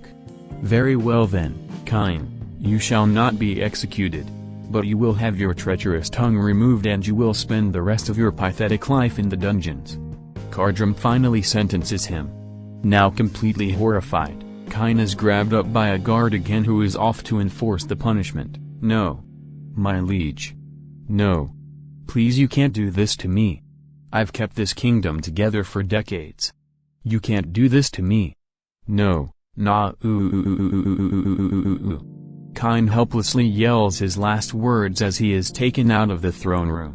"Alright then, now send in the bow hero next," Kardrum orders, not having a second thought on his former advisor. Soon enough Atsuki was brought forth into the throne room. Chained up with his bow in possession by one of the guards, his 5 injured partners were also brought forth along, unarmed and handcuffed. They were mostly quiet, though the young girl with the green hair was acting the most scared, fearing what might happen to them. Itsuki was finally thrown in the middle of the throne room as he finally looks up angrily toward King Kardrum and Bakugo, who was giving another smug smile at him, liking how the tables had turned now. Kardrum finally spoke. "I'm sure you know why you're here now, bow hero Itsuki. Along with the rest of those conspirators that work directly under you. You are all under trial for the attempted assassination of me and collaborating with rebels to overthrow the monarchy." Itsuki was struggling as he attempted to get himself out of those chains to no avail, but he eventually spoke up. "What I've done here was for justice. You can call me and your enemies traitors, but you're nothing more but an evil tyrant. I came here only to liberate the people from your tyrannical rule." Itsuki yells at him, justifying his actions. Kardrum was somewhat confused and demanded to know more. "An evil tyrant? And what exact tyrannical things have I done that justify you killing me? Have you not looked outside? You are taxing your citizens from every hard-earned penny they have to fill up your pockets. People are struggling to survive and you're just pinching every penny out of them to fatten yourself up." Bakugo just shakes his head as he speaks up himself. "Let me ask you, Bo Beach. Did you ever figure out why he was taxing so much in the first place, or what he was actually spending it on? Or did you just assume stuff and took the word of a bunch of shady-ass characters? Itsuki could only grit his teeth as he was forced to listen to this stuff. Don't lecture me with pointless crap. I'm aware of what is going on here without pathetic excuses. After that, the king ordered a servant to show Itsuki a bunch of important documents that involved the nation's budget and the food and weapon trade agreements, as well as the budget on private spending, which was a lot lower than it usually is with the king's spending cuts. As you see, Cardinal Bow Hero, this shows how the tax money was being spent on, and they are certainly not for any personal items or luxuries you're accusing me of.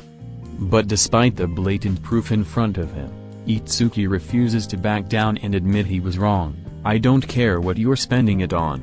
Your citizens are being taxed to death and are struggling to survive. The king just shakes his head, but before he could say anything else, Bakugo decided to speak his mind. So your answer to that is to murder this nation's king and assume everything will be hunky-dory afterward? How did you know this group you were working with wasn't going to just abuse their power as well? If they are willing to do so many underhanded tricks to get their way, do you think they would give any damns about the people?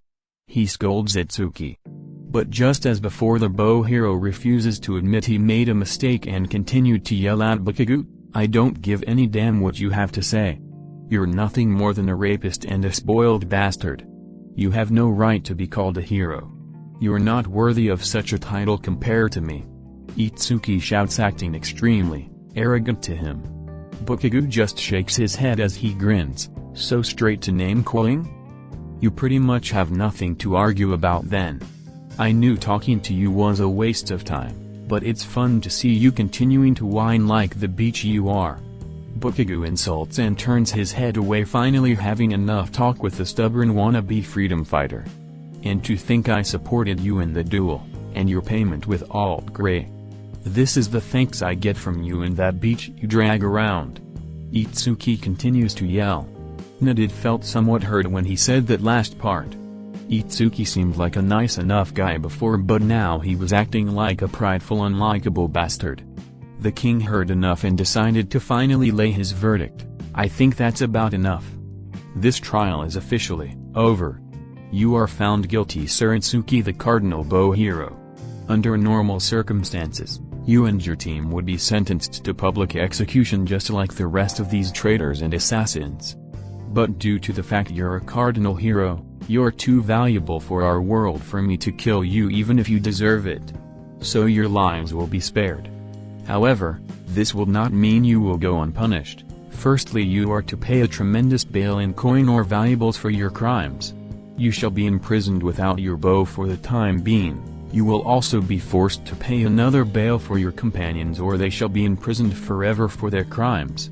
I will also spread the word of what you have done here to every kingdom from Sylvat, to Falbri, to Zeltugel, and even all the other minor kingdoms will be informed of your exploits here. They will now know you as the hero who assassinates anyone he doesn't like and will forever permanently ruin your reputation along with the guild you associate with. Itsuki was so pissed off by this, that this minor tyrant to him was going to do all of this and ruin his reputation. And all the while Bakugo continued to stand by and enjoy the show, feeling satisfied that one of the heroes during his sham of a trial in Melromarc was now getting a taste of his own medicine when he did nothing to oppose corrupt and biased King Alt-Grey. Kardrum wasn't done yet though. I also want to discuss religious policy that will matter to you. As of now, my kingdom follows the Three Heroes Church, where the sword, spear, and bow are worshipped equally while the shield is demonized. But as of now that changes. We will still be a Three Heroes Church, however, the shield hero will no longer be seen as a demon to the people of Tervain, but as a lord and saint he deserves to be labeled as. The bow hero from now on will be referred to as the bow demon, to be feared and never trusted throughout the land. Itsuki started to thrash around attempting to free himself from his chains to kill them, but it did no good as he looks back pissed off at Bakugo. You bastard. You evil greedy bastard. It was enough that you made Motoyasu look like a fool, but now you went out of your way to make a fool out of me. Bakugo did not say anything back. He honestly found this very amusing that this whiny teen was blaming all of this on him. I see. This is because I'm Small, right? You think that I am so damn weak that even with that dumb arse shield you try all you can to make me look inferior. It's always the same with people like you, it's the goddamn same as in prep school. Always picking on those smarter and better than you to make yourself look good. I'll make you pay for this, Bakugo. I will goddamn show you who's the better hero here. Itsuki finally shouts until he was too tired to even yell anymore. Without any objection from Bakugo, the king had Itsuki and his crew taken away to the castle dungeon where they will negotiate with the bow hero later on his bail payment. After a few more trials on other Red Hand cult members, the king finally stood up and boasted to Bakugo, "I want to thank you again, Shield Hero, for all your work and effort. I like to double the award as well as a knightship for both you and your partner." N bowed back in thankfulness, but Bakugo just continues to look serious with his arms crossed. "Sure, whatever. I believe a new dawn is coming toward this kingdom now. With the rotten leaves gone, it's time for the produce to grow in the garden," Kardrum says. While it seemed naive though, Bakugo had a good feeling that the king might be right this time. Later that afternoon, long after the brutal punishment was gave out to the former traitor advisor Kine, now tongueless and was said to suffer forever, unable to say or do anything in a cold dirty jail cell, and the public executions of the many captured Red Hand members. The food supplies had finally come to the small kingdom's capital.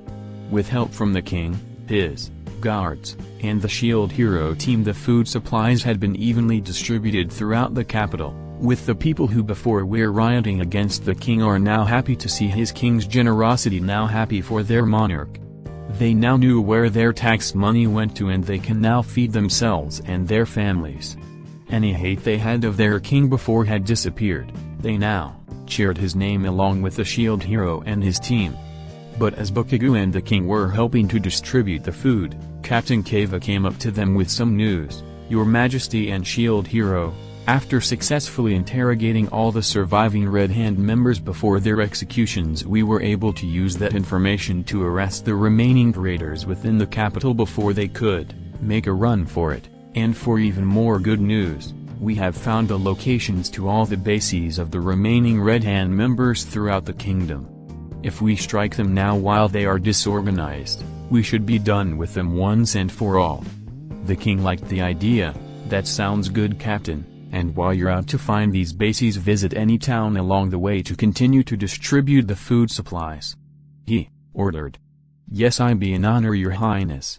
The king then turns toward Bakugo, and Shield Hero Bakugo, would you mind accompanying the captain for these missions?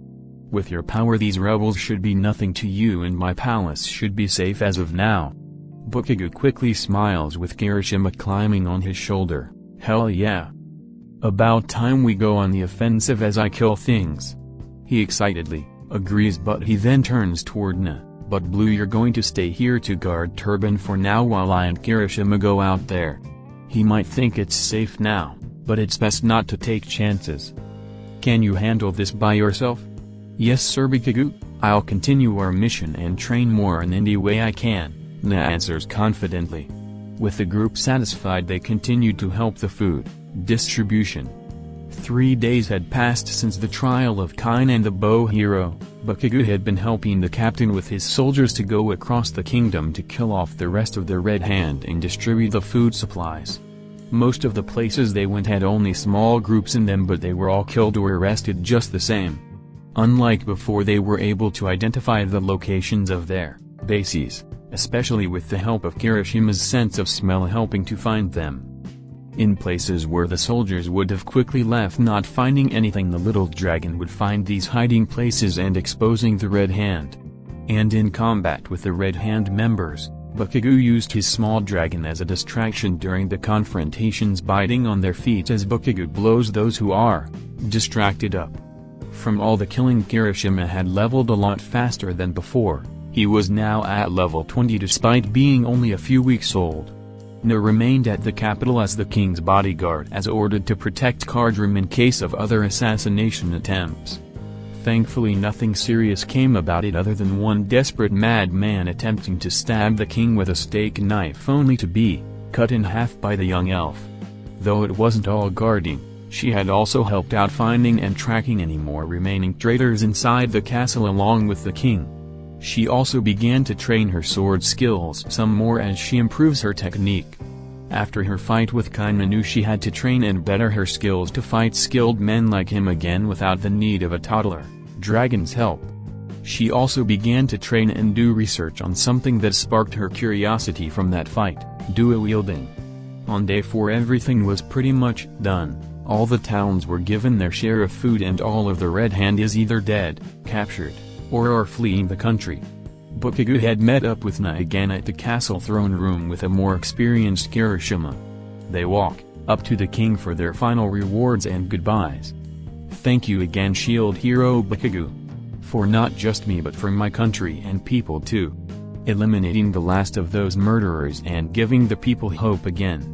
You shall be given 40 gold coins for your great work as my bodyguard, as well as a bonus 10 for your work in destroying the last of the Red Hand and for these Katsuki fruit tree seeds. I've never heard of this fruit before, but if they really can help deal with future famines then I won't care either way. Kardrum thanks to him while holding on to a large bag of seeds Bakugo gave to him as a servant gives him his bag of reward gold. I'm aware you're off now back to Melromarc. I can understand. Tervain is not known for powerful monsters and you helped solve most of this country's problems already, so you have nothing else to gain here. But you are always welcomed here if you're in any need of help or refuge, Sir Bakugo, he continued. Yeah, whatever. Just make sure you keep this nation of yours together and hire a competent advisor next time, Bakugo advised the king. Kardrum just smiles and waves goodbye as the group turns away. Good luck, Shield Hero, and continue to protect those in need. Once outside the castle, the two went to the market to pick up a few more things before they fast travel back to Melromarc. Bakugo wanted to get a special rare metal from one of the merchants to finally complete the gauntlets he had been working on. After purchasing the metal, No wanted to say something to Bakugo after thinking about it for a bit in the castle. Sir Bakugo, I wanted to ask you something about Suratsuki. Yeah, and what do you want to talk about that involves Bow Beach? Bakugo asked. Well, you see, when I first saw him back at Melromarc he seemed like a very nice person, even defending us when things got rough. But suddenly he acts so horribly here in this country, calling me a beach and saying other horrible insults to you, and to be taking a job like this with those kinds of people? It was because he was just playing hero, Bakugo answered quickly. Playing hero? No wondered he acts like an ideal hero that everyone would like as an act, but all the little asshat cares about was his shallow pride and getting recognition from people. He never cared about being a hero. I have seen too many heroes in my world who lie behind the public's back to suck up to the press. Bakugo explains, with heroes like Captain Celebrity in mind, a man who acts good on camera but is nothing more than a womanizing loser behind that very camera. Nan understood what Bakugo was saying, though it did make her think, not to say you're like him, Sir Bakugo, but isn't that not much different than how you act? Nan didn't want to insult her master, but when on that trial she couldn't help but see some of Bakugo in Itsuki. Because unlike me, I don't pretend to be someone I'm not. Bow Beach lies to himself to act like someone everyone wants him to see him as, all to feel good about himself. I know I'm an asshole by other people. I hear it all the time here and back in my world, and I don't care. Why not? Because actions speak louder than words. They can say whatever they want to me, but I'm intending to prove them wrong with my accomplishments. I'll kick the ass of every villain and evildoer in my way and make them regret the day they crossed paths with me. People will see that they were wrong. I may be an asshole, but I'm an asshole who is also a hero, with the actions of a hero to prove it. And I'll show the rest of the people in Melromarc the same. As will you, the pathetic weakling that had became the world's greatest hero's first sidekick. Bakugo explains to Na. Nan understood her master words. Actions speak louder than words, and despite his status of the devil in Melromarc, he proved many other people otherwise. Thank you, Sir Bakugo. I'll continue to fight with you and help prove everyone else that we are true heroes, not by formalities but by our actions. Bakugo smiles back with approval and turns toward his little dragon, who decided to jump off his shoulder onto the ground. Ha, And you were a good boy too. You helped toasted those red sheet freaks, showing them what you are made of. Soon I'll have you burn whoever's ass I want you to, and you will become the most ferocious beast this world has ever seen. He praises to his little dragon as he rubs his head like a dog. Kirishima was happier than ever as he starts to shriek loudly in happiness toward Bakugo. He continued shrieking until suddenly he started to glow. It immediately freaked out Bakugo and wondering what was happening to him. But the glow quickly consumed the dragon, and soon it got bigger and bigger until the glow turned into fire. Once the fire died down, Bakugo looked back and couldn't believe what they see. Kirishima had grown to about the size of a large horse, with his winged arms now long and wide, and can now breathe fire for a long period of time. Kirishima, just a couple of weeks old, was now a teenage dragon. Both heroes were surprised by knowing what had just happened. "Sir Bakugo, do you have any idea?" But Bakugo interrupts her before she could finish. "I have no clue, Blue. All I can say now is that our food budget is going to skyrocket now." Author's note: I knew I would jinx myself. Yes people, I am alive. I'm so sorry for how long this chapter took, as well as the one before. Real world stuff takes priority and I'm a terrible procrastinator. Much of this chapter was also mostly original stuff I had to make up. In the original manga and anime, the king Atsuki killed and his kingdom was described pretty bare bones, so I had to fill in the blanks myself, which took time, and I have had a bad habit of thinking ahead of time with how I want this story to go, so by looking toward the future I forget about the present. I've also been fixing up my grammar errors from my earlier chapters to make it less cringe-worthy. It seems that any mistake I fix, I find a new one when I read through my own story. I don't want to jinx anything else, but I hope to get these out faster without me rushing the story. So I'm still going, but a chapter is just done when it's done. On a lighter note, the Red Hand cult's name is actually a reference to the real-world Black Hand group that was involved in the assassination of the heir to Austria-Hungary's throne in 1914 that eventually resulted in World War I. So it was somewhat a nod to that. Also something that came to my mind while writing this and rereading this story. I've been using imperial measurements in my story, miles, pounds, and feet, which I in American am used to, so I don't think much about it until I remembered that Bakugo is Japanese, so he would be using the metric system, kilometers, grams, and meters. Looking back, it seems silly to ignore that, but no one seemed to mind it, so I didn't bother to do anything. But if enough people find it immersion breaking to those outside of the US or Myanmar, then I can always go back and change those measurements to fit the metric system. But if no one cares and want me to just get on with it, then I'll do just that. Chapter 8, Gale Lion. Erhard the blacksmith has been cleaning up his new creations as of late at his store counter. Due to the high demand for weapons lately by the waves, business has been plentiful, so he had been at work more often than usual. But today was a slow day, so he finally had the time to polish his merchandise, making them look great for potential customers. But he then heard his doorbell go off and quickly turned around to start business again. "Greetings, welcome." "Whoa. What the hell?" Erhard shouted in shock once he sees a large dragon barely able to fit through his store door. Before he could wonder where this thing came from, he quickly figured it out when he looked behind and saw Cardinal Shield hero Bakugo and his elf sidekick next to him. Erhard calmed down, but he did roll his eyes. "You seem to always bring in the strangest things, don't you? First a supposed extinct elf and now a big domesticated dragon. I hate to know what's next after this." Kirishima was mostly sniffing around the various armors and weapons as his master, Father Bakugo, talks to the unsurprised blacksmith. "Look Baldy, I just want some dragon accessories and maybe some advice on why the hell my dragon grew 20 times his size in a few seconds." Erhard answered him quickly, "Sorry, I only create and sell weapons to humans or humanoid creatures like demi-humans and your elf friend. And I don't know anything about dragons." Na then spoke up, "Well, where can we find that stuff at then?" "Your best bet is probably going to go to Mr. Belucas down the street. He is the expert on beasts and has the equipment you can buy from Hey, don't eat that." Erhard shouts toward Kirishima, who had a shield in his mouth, as Erhard rushes over to rip it off, with Kirishima holding on to it and not letting go. But Bakugo didn't pay attention, as he was trying to remember the name. He had been through this city multiple times and can't remember any merchant with that name who provides that kind of service. He then turns to the two fighting, wanting the shopkeeper's attention again. Kirishima spit it out now. He ordered his dragon. Kirishima immediately responds and lets go, sending Erhard off to ground on his butt. He got his shield back, but it was now covered in dragon drool. Great, and I just had it cleaned too. Erhard complains, now looking mad at the dragon, who just stares back with his yellow reptilian eyes. Bakugo then got back on topic. So who in the hell is this Beluka's asshole, and where is he at?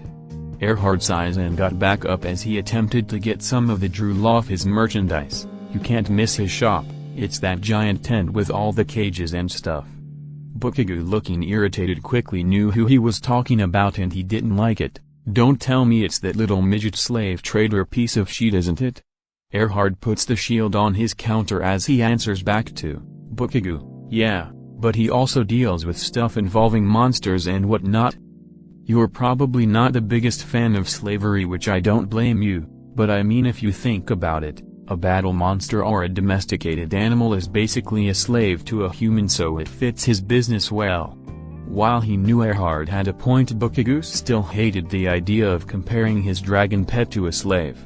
Well, sir, Bakugo, there's no harm in at least looking into it, though if you don't mind, I think I will remain here to help Sir Erhard out while you are doing that. I think we owe him after messing up his shield. Na says, and excuses. She still had bad feelings with anything to do with slavery after she nearly got enslaved herself a few weeks ago, so she wanted to sit out on that. Bakugo didn't like it either, but he knew he didn't have much of a choice anyway, and it wasn't necessary to bring along anyway, so he turns back out the door. Fine, Blue, I'll meet you back here hopefully soon. Come on, Kirishima, let's just meet that piece of human garbage and get this over with. He turns, and he and Kirishima left the shop. Erhard himself continues to wipe off the drool-covered shield, with Na helping him out with other things. After some walking in town, Kirishima and Bakugo made it to the large slave trader tent, where they walk inside, seeing many different enslaved demi-humans locked up in cages. It was quite the sad sight. So many of these demi-humans are forced to live inside these cramped cages to eventually be sold off to God knows where, as property. Bakugo knew he had to end this, eventually, and he promises himself he'll do it before he heads home. Eventually, the two found the slave trader, Mr. Belukas. He had just finished up with another customer buying slave equipment and quickly noticed Bakugo and his dragon. The man walks up to him with a big smile, like you see from a car dealership salesman, happy to see his hopefully next customer. Well, look who it is, the Cardinal Shield Hero. Welcome back. You finally decided to come to my business after so long. Step right up and I shall show you our best merchandise. Belukas the slaver excitedly announced, now recognizing Bakugo, who didn't look amused. Listen here, you midget, I'm not here to buy slaves from your slimy hands. I just want you to take a look at my dragon and tell me all you know about him and his species, and then me and him are out of here. Bakugo yells at the guy, who still had his grin. Very well, Shield Hero. If you're willing to pay the 100 silvers fee, I'll examine your beast and tell you what I know. And if you wish to make him stronger, I could interest you to some equipment that would be perfect for this lovely and valuable creature. The slaver bargains with Bakugo as he looks at his dragon. Bakugo quickly reaches out and tosses him a coin bag. Fine, whatever, here you go, just get it over with. Well, alright then, let's examine the beast. The slaver grins. And don't you dare harm him. If I find out you are abusing him like you do with your slaves, I'm going to be the one whipping your ass off. The trader continued to do his smug businessman smile. Don't worry, Shield Hero, I promise to not harm your property as much as possible. After about half an hour, the slaver and several servants who were covered up head to toe in robes had helped examine the dragon to find out about his mysterious growth spurt and any other knowledge that could help develop Kirishima. Once out of the locked cage, Kirishima, the slaver, came up to Bakugo to tell him what he found out about his dragon who was quite docile the whole time. This is quite fascinating. I didn't think I have ever seen one myself in person at this stage of its life. The slaver says out loud to himself. What the hell are you talking about, midget? Bakugo demanded to know as he checks around his dragon to be sure he wasn't being physically abused. Why, young man, you have gotten yourself a pure-blood fire wyvern, dragon. The slaver excitedly told him. They are said to be some of the most powerful dragon breeds in all of the land, very rare but also very hard to control like most pure-bloods are. I'm surprised how tame this one is. He continued. Okay, whatever, so why did he suddenly get so big? Bakugo demanded. They say that some purebloods can change their size once they reach a certain level and age. Either through their own will or by their owner's command. It's usually to conserve energy and keep their food demand low, as well as fitting into small places or just fitting in an environment. You're free to try it yourself. The slaver answered. Bakugo immediately turns toward his dragon to see if this guy wasn't spouting out bullshit. Kirishima, get small. He ordered. Kirishima quickly enveloped himself in fire, and once it dissipates, Kirishima was now back at his small toddler size as he runs back up to Bakugo as he began to pet him. Belucas then continued, yes, very energetic and full of energy. Centuries ago his kind was sought after for their eggs that had been used to help power up various magical devices. The babies would remain dormant in their eggs for as long as the thing powering them continued to absorb their energy. They were never domesticated though due to their temperament and tend to attack any person when they get the chance. There are also said to be immune to even the most powerful slave crests. Bakugo at least now knew why Kirishima's egg was inside a golem. Poor thing was probably stuck inside that rock monster for centuries, stuck in embryo form, in an egg, while that golem remained behind the wall doing nothing but absorbing the egg's energy for its long-dead alchemist owner. The slaver then adjusted his hat ready to profit from this. If you're willing to sell him off now, he'd probably be worth 50 gold pieces. With that you can buy. Piss off, cheapskate. My dragon is not for sale. Bakugo interrupted, getting offended by this guy already. Ah, but, you see, shield hero, you want a good combat beast who can fight off your enemies. Your dragon may be fine now, but once he reaches higher levels he will probably not be able to keep up with more powerful enemies compared to other dragon breeds. So why not give a go at the monster egg lottery? The slaver then showed off a large case with a bunch of random eggs with a painted slave symbol on each of them, though one spot was already empty.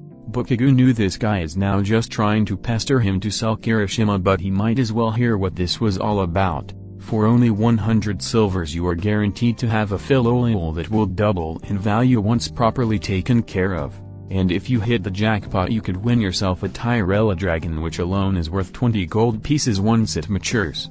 The slaver continued. Bakugo wasn't remotely impressed by it. Sounds like a damn loot box if you ask me. The slaver was confused by that statement. A loot box? The slaver wondered. It's another word for scam in my world. I would pay for this stupid egg for a chance to get this supposed super special dragon, but then I get some dumb arse bird wasting my money, making me want to come back to buy another egg hoping for a dragon, only to get another dumb arse bird. It's a trick just to make idiots buy eggs over and over again to get the supposed valuable prize, only to get jack shit in the end when they wasted their money. So yeah, screw that manipulative bullshit. Bakugo lectures him. He remembers how many got the mobile or online games in his world would do that kind of thing that some people get suckered into, and next thing they knew those people would spend away tens of thousands of yen on virtual garbage. Come on, don't be so pessimistic about it. Many great adventures try it out at least once and never regret it. Hell, even the sword hero decided to buy one himself. That part quickly caught Bakugo's attention. Wait, Paleface was actually here once? What the hell was he doing? He asked, wondering what Ren of all people would be out at a slave market, considering how much of a loner the guy was. The sword hero?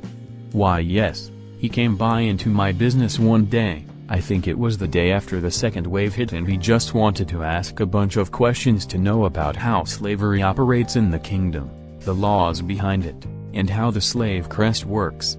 I offered him some of my stock, but like you, he refused to buy anything, but he did decide to try out the monster lottery and bought himself his own egg. So what do you say? Bakugou still wondered what was Ren's motivation to know more about slavery. He thought perhaps Ren wanted to find out more about it when No almost got enslaved herself at that night and how the royal family was acting casual about it. But that was something to think about later, as he went back to talking. Still no.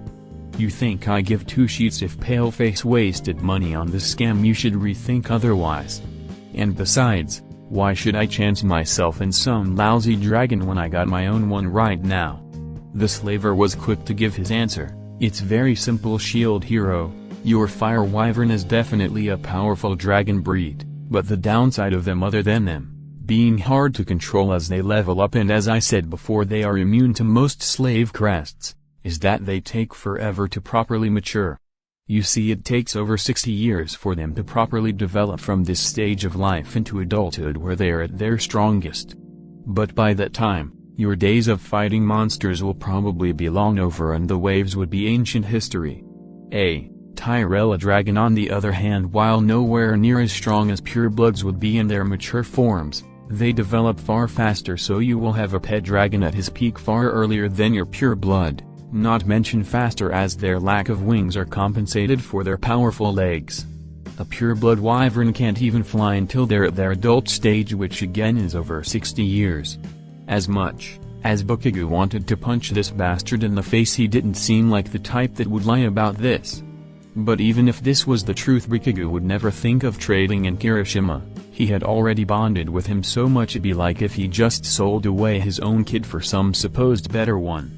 Though the age thing seems strange considering Kirishima isn't even a month old yet and he had some random giant growth spurt. If it really takes that long for him to go into adulthood, it probably should have taken him longer to grow in his teenage form. His only conclusion would be the shield and the powers behind it dramatically affected his growth, and with that in mind, perhaps him reaching adulthood so soon wasn't that far off.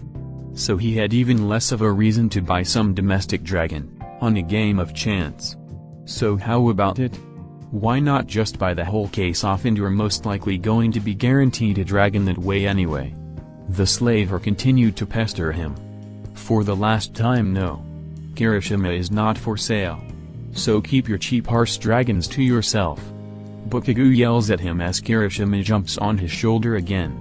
Galukas knew when he had a catch or not, and he can see Bakugou wasn't biting anymore, so he knew it was no longer worth the effort, so he just closes the case and puts it back on a table. Very well, if that's your choice, I won't bother with it. But you're probably going to still need some armor and accessories for this beast you have. So why don't I show you what I got and fit up your dragon? Fine, whatever, just show me what you got, Bakugou responded. As much as he hated this guy and this place in general, he might as well look into his non-living merchandise. Most of what he had was mostly fluff, but there were some useful things he had. First was a jar of dragon treats. Pretty much pieces of dried up meat with some spices added in to make it good to reward dragons for good behavior, making it easier to train Kirishima to do tricks or obey commands. Second was a spiked collar which helped boost Kirishima's speed and agility stats. Third was a teething rod which helps dragons sharpen their teeth as well as allowing old or broken teeth to break off to allow newer and stronger ones to replace them. And fourth was an armored saddle. Not only boosting up his defense like armor, but it would allow Bakugou to ride him in certain scenarios, but the downside was he could only support one person at a time, so Nick couldn't rid him at the same time, so it wasn't useful for a long-term travel, but it could come in handy in other scenarios. Adding to it, the saddle seems to be able to shapeshift with his size, so in his toddler form the saddle looks like a metal band around his body. All costing about 3,000 silver. After that, he and Kirishima on his shoulder were off to meet back with Na. Come again soon, Shield Hero. We will always be in business for any need of manpower. The slaver finally says to Bakugou. Go to hell. Bakugou yells back as he walks away, wanting to get out of here as fast as possible. 2 days after their trip into the slave market, Team Bakugo was on the road again in another wagon. Bakugo had taken up a special quest that interested him. It involved a dragon, and considering his little pet, it could be a chance to learn something more about them to improve his dragon, or at least gather materials to boost his shield with dragon-related materials. The flyer for the quest had said, "Town in danger. Giant fire-breathing dragon has come to terrorize our village. Please help us as soon as possible to slay the dragon."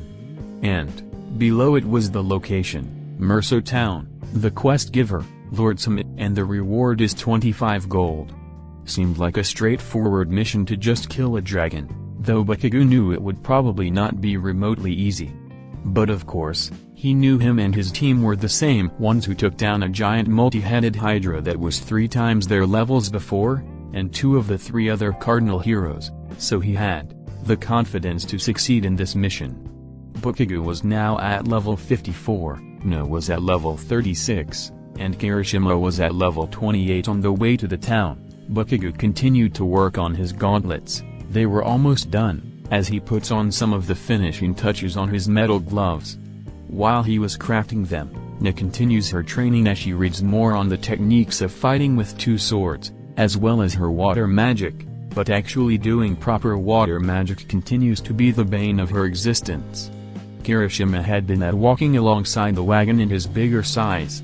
Bakugo wanted his dragon to increase his stamina as he walks along on the road for great distances. Though Bakugo had to continually make him calm down whenever he looks at the Philolials moving the wagon with the birds, giving equally angry looks back. Bakugo had been aware of Philolial and dragons' hatred for each other like dogs with cats, but he's been trying to discipline his dragon from just attacking the birds and to be obedient with his master and follow his orders properly. Bakugo eventually completed his gauntlets. Through the portable anvil and all the material he gathered, the team had finally created his own sweat gauntlets. They were not as bulky as his old ones, and they resembled thick red metal gloves rather than grenades. But they functioned pretty much the same, collecting sweat from his palms, allowing Bakugo to not only create bigger explosions but also to store it up during fights. They used magic and enchantments Bakugo had applied to hold on to as much sweat as his old ones, but with less space and weight to them, making it still easy to move around on with his shield. He tested them a few times on the wagon from the back to know they were working fine, but he wouldn't be able to test them yet until he goes into active combat.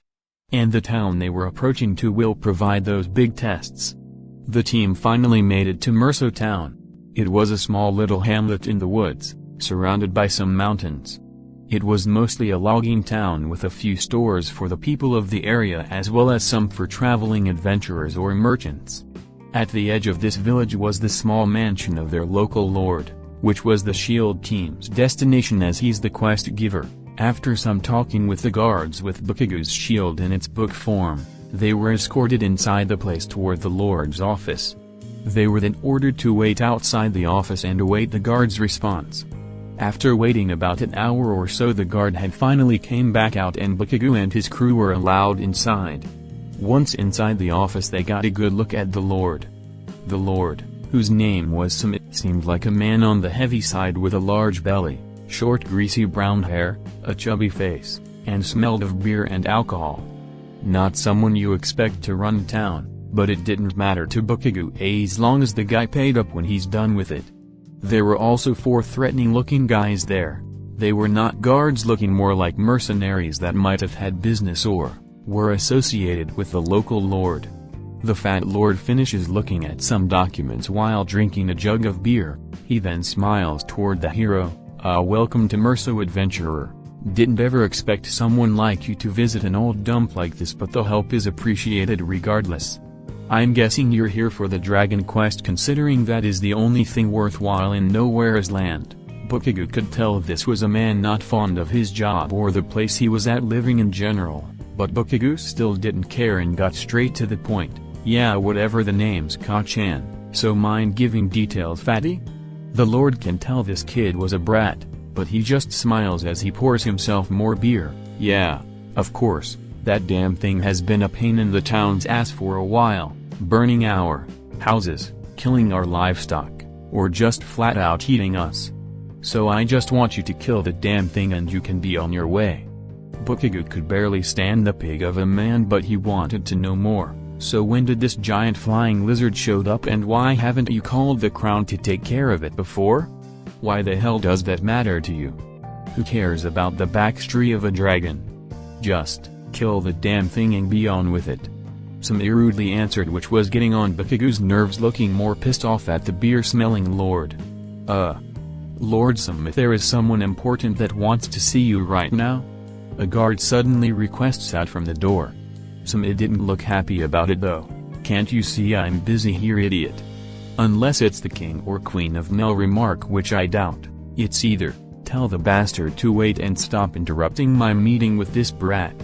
He continued to act rudely and ordered the guard. But sir, he is someone you really need to talk to. It's best if you see him yourself, and if this bastard is so damn important, then just bring him in already, so I can tell him in person to fork off.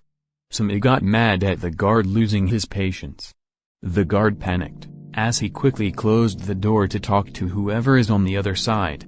Bakugo didn't care as long as this person will just get in and get out to finally get on talk with the unresponsive lord. But when the door opens up, to Bakugo's displeasure, it was none other than the cardinal sword hero Ren Maki. Ren had his serious face on as usual, wanting to talk to the town's lord. Look, I just want to, but that face quickly disappeared as soon as he got in the room and saw Bakugo looking really pissed off at him now. You got to be kidding me? Ren mutters out loud as soon as he realized what he walked into. Bakugo, still pissed off about this, stomped his way up towards Ren. What the hell are you doing here, paleface? This is my quest and we don't need your cowardly ass around, so screw off. He yells at him. Despite Ren being the better of the three other heroes, Bakugo still held a grudge against Ren for him doing nothing at his trial when he knew it was unfair. Bakugo also assumed he was here to take something away him or to screw him over, like what Motoyasu attempted to do before with Na. Despite looking surprised, Ren collects himself and attempts to talk him down. Bakugo, I'm not here to cause you any harm. I'm just here for a quest to kill off some dragon, so you're free to do whatever you want and I'll be out of your hair. He tried to reason with him, but it did nothing to cool off Bakugo. In fact, it made him even angrier as Ren said his real name in front of the town's lord, now cluing him in that he was the shield hero. That's my job, you idiot. This fat bastard already gave me it, so you can screw off elsewhere. Bakugo yells at Ren, with the sword hero refusing to budge. And Lord Sumi just sit there smiling as he enjoys the show, drinking from his jug. Ren continued, getting more defensive of himself. Look Bakugo, you're not the only hero around here. And you know, maybe if you didn't act like an ass to everyone, maybe no one would have accused you of assault and attempted rape in the first place. Bakugo was now getting extremely mad at Ren, now allowing his quirk to go off in his hands. With Na growing more worried that Bakugo might attack and get them all kicked out of the town. Ren might still feel sorry about the whole trial thing, but he was determined to get stronger, and nothing was a better way to prove one's strength than fighting a dragon. He wasn't going to leave just because some angry 15-year-old teen threatens him. But before Na could intervene, Lord Sumi decided to speak out first. Now, who said this job had to be first come first served? He then takes another sip of his beer with Bakugo and Ren now looking at the slob of a lord as he continued, look, the both of you want the same job for the same reward. Well then you can both take the quest at the same time, and whoever can kill the dragon first will get the reward and recognition. How does that sound? The lord negotiated. Despite the two's contempt with each other, they did see the lord's point and backed down. Fine. Me and my team will kill the scaly bastard first, and then Paleface can fork off elsewhere. Bakugo declared, as well as insulting Ren. We will see about that, Bakugo. Unlike you, I won't need any teammates to help me here. Ren asserts himself to Bakugo, which only just made the shield hero madder. Was that an insult, Paleface? Let's see you fight Blue my dragon and see how long you would last. Bakugo exploded at him with Kirishima growling on his shoulder, though Na was looking away in embarrassment, not wanting her master to drag her into this argument. But after finishing another jug of his beer, the Lord butted in again. "I don't care how either of you two heroes kill the damn thing, just kill it now and you can both fork off and argue elsewhere." He orders them as he pours himself yet another serving of beer. Bakugo quickly turned back to him. "Hey, I'm not done with you, fatty. You still haven't told me jack shit about this dragon yet. Tell me about it now or I'm going to destroy that liver of yours first before you do."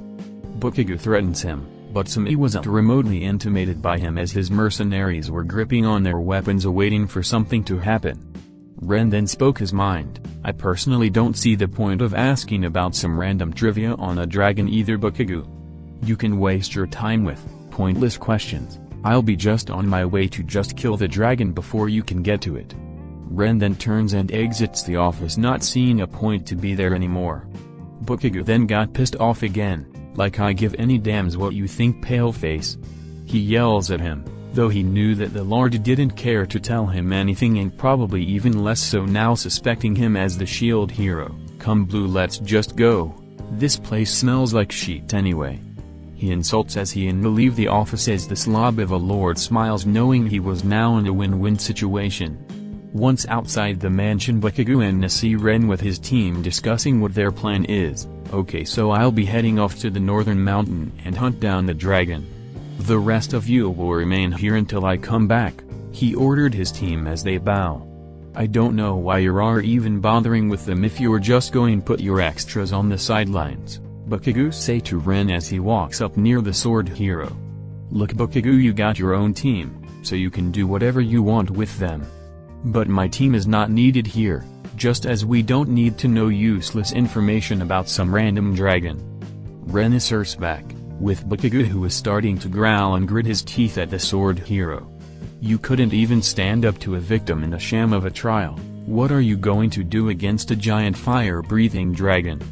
Bakugo insults again. "I told you a million times already I'm sorry about that, but that doesn't mean I'm going to let you take my chances of getting stronger to fight the waves." Ren retorts back at an angry Bakugo.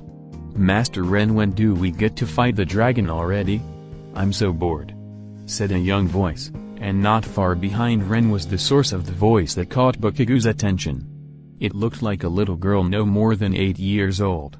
She had long dark black hair, bright red eyes, white skin as pale as Ren was, wearing a black dress with purple highlights, and was barefoot. Though the strangest part of her was the fact she had wings. Wings like an angel, but the feathers were black as coal. It was definitely something he never saw before in this world. Ren sighed and looked down toward her. "Not now, Scarlet. I'm trying to talk about important adult stuff right now," he explains to her as the winged girl stood there acting like Ren's child.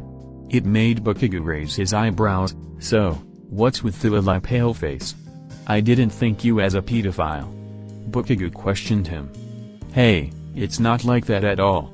It's complicated. She's not really human." Scarlet's young and she's, but before Ren could finish, Kirishima started growling at the girl with her looking back angrily toward the dragon who had just jumped off of Katsuki's shoulder and transformed into his bigger form, and just as quickly in a flash, Scarlet transformed into a giant bird-like creature, about 9 feet tall, covered in thick black feathers while maintaining her bright red eyes. "Evil dragon. I hate all of you." The bird monster spoke as she and Kirishima stomped up against each other, growling at one another with both of them spreading out their wings in intimidation. "Scarlet. No!" Ren yells, and Scarlet is suddenly shocked by purple electricity from her chest causing her pain. She then forced herself back into her girl form. "Scarlet, what did I say about attacking random dragons?" Ren lectures her. "To not attack them without your permission." Scarlet quietly responds, looking sad back at Ren, "But Master Ren, that dragon smells and looks ugly. He should be eaten." She continued, but Ren just shakes his head, with Kirishima remaining close to Bakugo and as they watch. Bakugo could easily guess that the bird girl thing was probably what was inside that egg Ren bought from the slave trader. "You said that last week when you ate some nobleman's prized young dragon breed and I had to pay him back 10 golden damages." Ren responds with the girl looking away in shame from the reminder of that little event. He then just sighs and looks back at his team once more. "All right again, you all know the drill." He orders them as they all bow in respect. After that, Ren's group then left toward the town's bar as Ren himself looks back at Bakugo. Like what the Lord said, the first to kill the dragon gets the rewards and spoils, so good luck catching up.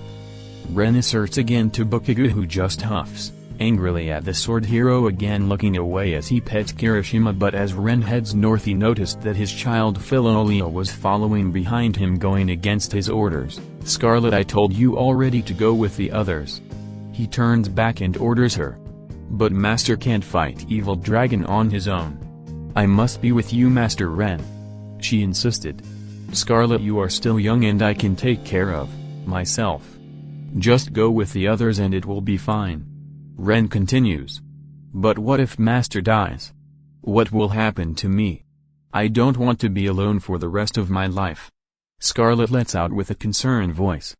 Ren could feel her worries as she looks down in a sad manner. While he prefers to go at it alone, he was also worried about Scarlet's safety as well. But as he looks at his little Philolio, he understands that she was not just some helpless girl. He saw himself that she could fight in some of his missions and grinding against monsters. And to continually baby her won't make Scarlet any stronger, and having her be worried about him all the time won't do much for her mental health. So after some thinking, he smiles and starts to pet her on the head. "Don't worry, Scarlet, I won't die. If you really want to fight this dragon with me, then you can. Just remember to follow orders and don't overdo yourself like you do sometimes." Scarlet quickly smiled again. "Thank you, Master Ren. I'll do as you say and protect you against evil smelly dragons." She responds with Ren happy to see her in a better mood as he and Scarlet head their way out of town and head toward the northern mountain again. Bakugo just huffs again, still maintaining his ever-present angry face. "Oh, that was so cute. They were like father and daughter." Nagushed over. "Whatever, it's just some dumb bird that can turn into a brat." "Oh come on, Sir Bakugo, how's that not any different than you and Kirishima? I have a damn dragon here. He's actually of use to me in combat. And I don't need a slave crest just to put him in line," Bakugo retorted as he pets his dragon on the head. He wouldn't admit though, seeing Ren with his Philolio did make him feel more appreciative of Kirishima, being someone who gets him and would never complain about his attitude. Na just shrugs and just smiles, knowing what Bakugo really thinks. "Well, alright then, what now? Are we going to search for the dragon as well?" "Not now, Blue. Before we do so, let's get some info out of this town on the dragon that fat bastard refused to talk about," Bakugo says to Na, and with that, the group went around the small town to ask questions. After about an hour later, Team Bakugo had talked to most of the townsfolk on the subject of the dragon under his Kachan alias. Many of them said the same things, that the dragon had actually been around for a few years. It would fly around near the northern mountains, sometimes roaring across the valley. All of this was relevant information that the Lord could have told Bakugo, but had refused to give it out. What was odd though was the fact that the mission flyer and the Lord was acting like this was a recent issue, and it really wasn't. But as he went to ask deeper questions, he found something odd. For a town being supposedly terrorized by a dragon, it hardly looks like it. Everyone was all calm, nothing looks like it has been burned, and when he went to question some of the livestock farmers, none of them claimed that any of their stock were captured or eaten by that dragon. And when he went to the local graveyard and talked to the curators of it, according to them, none of the deaths in recent years involved being eaten by a dragon or being burned to death. It made Bakugo extremely suspicious. Why would the town lord be giving out a quest to kill some dragon that wasn't even doing any harm to the town and lie about it? Even in a practical standpoint, it seemed like a waste of resources. Some of the villagers even claimed that the dragon would actually scare away some of the monsters in the woods, keeping them away from the village area, so killing it would actually be a detriment to the small town. Bakugo had also already noticed that some shady individuals had been summoned to the Lord's manor after he and Ren left it. These turned out to be the only people that acted hostile around Bakugo and his team when they were asking questions. One being a local slave trader, another being the local Three Heroes church head priest, and the town bartender. Currently they stood outside of the manor awaiting to be summoned in. Bakugo knew something fishy was going on around here and he was going to find out about it. Mna looked concerned knowing what Bakugo was going to do. Sir Bakugo, are you completely sure you don't want to just demand to go inside again and be more persuasive? You know that Fatty won't say anything to me anymore, and he already has pale face to do this damn job already, so he doesn't care about me at all, Bakugo responds as he walks away. But Sir Bakugo, what if you get caught? Mna asked. I was already prosecuted for sexually assaulting a princess. This is nothing in comparison, he responded and went off to listen into what the Lord wanted from these individuals at his manor. After the suspicious group went into the manor, Bakugo sneaked behind toward the backyard, being able to dodge and avoid the guards. After some stealth he made it to the back of the manor. He saw a window and judging how the house was structured he knew it was where the Lord's office was at. With his explosion quirk, he launches himself up next to the window on its ledge. Voice ganger shield, he said softly, with his shield turning itself into a stereo microphone-like object. Normally the shield would be used to amplify loud sounds, but it can also be used to hear quiet sounds through walls. Bakugo pressed the microphone shield end on the wall as he placed his ear on the other end to listen in on the Lord's office. He heard nothing of importance for over 10 minutes, but Bakugo had the patience and waited for those 4 individuals from before to come in. They soon came in the office as Bakugo hears the sound of an open door. So you finally arrived. Guards, you can leave now, I like to talk to my associates privately. Bakugo heard sounding like Lord Some as he then hears footsteps going out of the office. Glad to see all of my friends here now, Some said as Bakugo continues to hear outside. I hope you didn't bring us here just to chat. Where's my money? You still haven't paid for that shipment of beer months ago. The bartender demanded from the Lord. Relax, relax, we will all get our money soon plus extra once the dreaded dragon is vanquished, and those heroes bugger off somewhere else, says the Lord, which Bakugo could also hear him jugging down more alcohol. That stupid thing again. You had that quest out for months and no adventurer wasted his time on a tiny-ass town like this. Were you blind, idiot? The sword hero was here. If there was anyone who can kill a dragon like that, it'd be a cardinal hero. The priest affirms out loud to him. Still, I don't see how we are going to get any money off a dead dragon, some myth chimed in again. First of all, that dragon has a den on top of the East Mountain where it seems to rest at night. And you must have heard the stories of what dragons keep in their dens, valuable treasures and gold. Once it's dead it will be an easy steal and we don't have to do anything to get it. And after we loot it of everything and share the plunder with each other, the dragon's corpse is going to make us real gold forever. Some says to them. The loot from the dragon I can understand, but who is going to waste money on a rotting corpse? One of the men asked. Peasants are gullible idiots. They will pay anything that seems mildly impressive. And what's more impressive than a cardinal hero coming to our town to slay a mighty dragon? People from all over will head their way out, here to see the fallen dragon a cardinal hero slew. And more people coming in means more tolls, tax, and trade. It will be guaranteeing money for life to go right into our pockets. Some explains as the group laughs softly with each other, liking the idea. Though the bartender had another thing to say.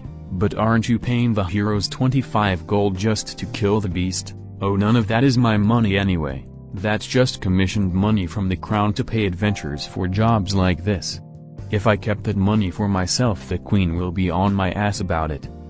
But as long as the job is done, the adventurer is paid off, and we keep quiet on the dragon den, we will keep all the plunder to ourselves and again profit off the dragon corpse. I'm surprised the crown trusted you that much for your position lording over this dump. Weren't you rewarded this job 7 years ago when you got drunk at the queen's birthday party and started a drunken brawl with some fat noblewoman and beaten the crap out of her? Katsuki then heard the sound of broken glass. Don't ever bring that sheet up. That damn fat bitch ruined my reputation all because I indulged a little bit myself in a damn party. I hope she's eaten alive by the wave monsters. Sima yells angrily at his comrade. While Sima tried to calm himself down, one of the mercenaries spoke up, "Well, I definitely can use the money right now. My entire guild was dissolved recently." "What happened?" Another asked. "The cardinal bow hero was once a part of my guild, but he screwed up when he tried to kill some king from some backwards ass country, and he failed miserably. When that king kicked him out of his country, he accused the guild for sponsoring his failed assassin and having a public mission of it to begin with. I guess all the other bigwig nobles and monarchs from other nations didn't like that either, and the backlash caused the guild to be banned in multiple countries. Some of the leaders of the guild got imprisoned by association, and finally all the guild branches were then fined to death by these monarchs that quickly bankrupt the whole guild. And that stupid king still lives on." The mercenary finished. "Whatever, with all that money from the dragon we can all create our own guilds and do whatever we want with them." The slave trader then spoke up, "Let's also not forget about that demi up in the den as well." "What demi?" one of the mercenaries asked. From what he scouted out from the dragon den without getting spotted, he saw a small female wolf demi coming in and out of that den. I don't know why the hell that dragon didn't incinerate her by now, but hey, if she is a virgin she will sell for a good price in the slave market, and that's more extra money for us. Bakugo then heard the sound of laughter, and the pouring of beer glasses. "Now let's cheer for soon-to-be easy money and to new riches to come, men," Sima announced, and the men cheered as they drink away. Bakugo heard enough and jumped off and sneaked away from the manor. He makes it back to Kirishima and Na as they waited for him. "Are you okay, Sir Bakugo? Did you learn anything?" "I learned more than enough from those greedy bastards. Come on, we're going to the eastern mountain." "Is that where the dragon is at?" Na asked. "Hopefully not right now, but it should be where the rest of the answers will be at," Bakugo answers back, as he continues to move on eastward with Na and Kirishima following him to find those so-called answers. Bakugo and his crew were still walking up the mountain to the supposed dragon den at the eastern mountain. Eventually, after a long hike and killing a bunch of monsters on the way, they were almost to the top.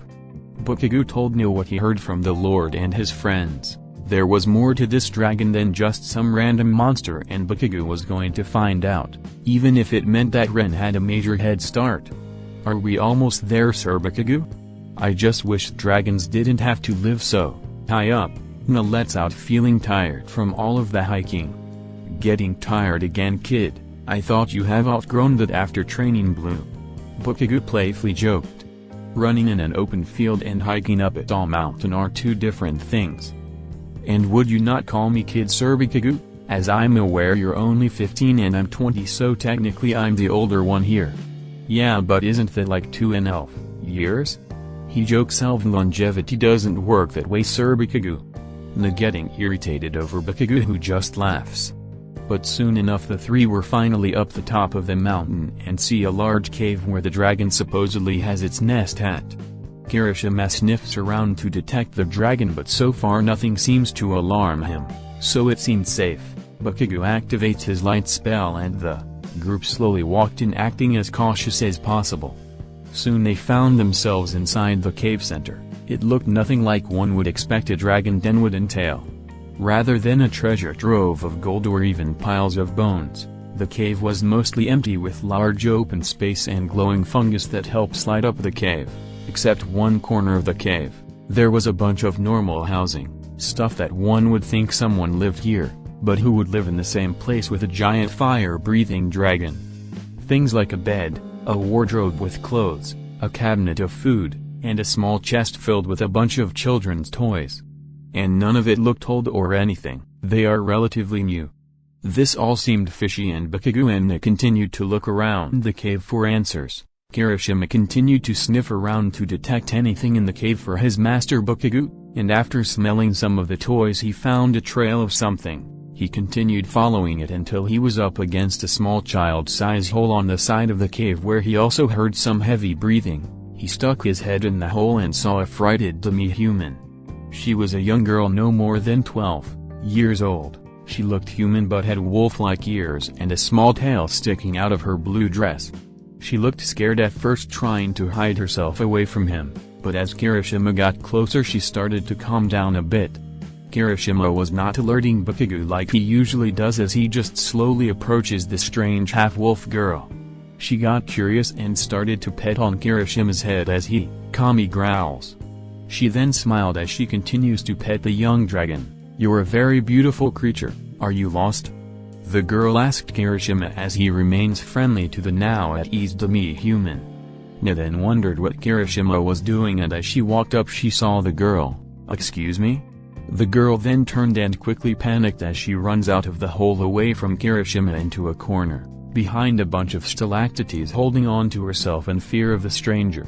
It alerted Bakugo as he puts away a random child's book from the noise, and Na tries to approach her trying to calm her down. "I'm very sorry. No need to be scared, we are not here to hurt you. Please go away. I don't want to be sold off to slavery. Father, please come back and help me," she shouts as the girl continued to look away from the strange blue woman. Na knew not to get too close to frighten her more and she tried to think of something quickly knowing Bakugo won't be the best to handle this situation. Kirishima then walked up to her next to Na. As the girl looks back she started to look less scared. She sees the beautiful dragon remaining next to the blue woman without any fear or worries. Is he yours?" The girl finally stands up and asks Na. "No, he is actually my master's, but you can say that me and Kirishima are kinda like siblings. You can continue to pet him if you like." Na responds as she gives light pets to Kirishima as Bakugo walks behind them deciding to remain silent for most of the ordeal. Kirishima moves up closer to the girl again as she nervously comes closer to him as she pets him. Being with another monster always gave her such comfort that she slowly began to get out of the corner to get a better look at the young dragon. Bakugo then took out a small dragon treat and gave it to the girl. "Here, he likes this." The girl wasn't sure what it was. "Well, come on, take it. It's not going to bite." Bakugo asked again in a somewhat demanding way, doing his best to not scare the girl away. The girl, while still nervous, didn't want to say no to this angry-looking spiky-haired man and took the dry meat. She gives it to Kirishima as he eats the treat and moves closer to the girl, rubbing up to her in comfort, making her laugh in joy. "You are an amazing character, little one. You have a good sister and father on you," she says to the young dragon, now no longer showing any fear of the strangers. After letting her pet the dragon some more, Na finally decided to ask her a question. "So what is your name?" "My name is Windia." "It's nice to meet friendly new people. What are your names?" The girl answered and asked.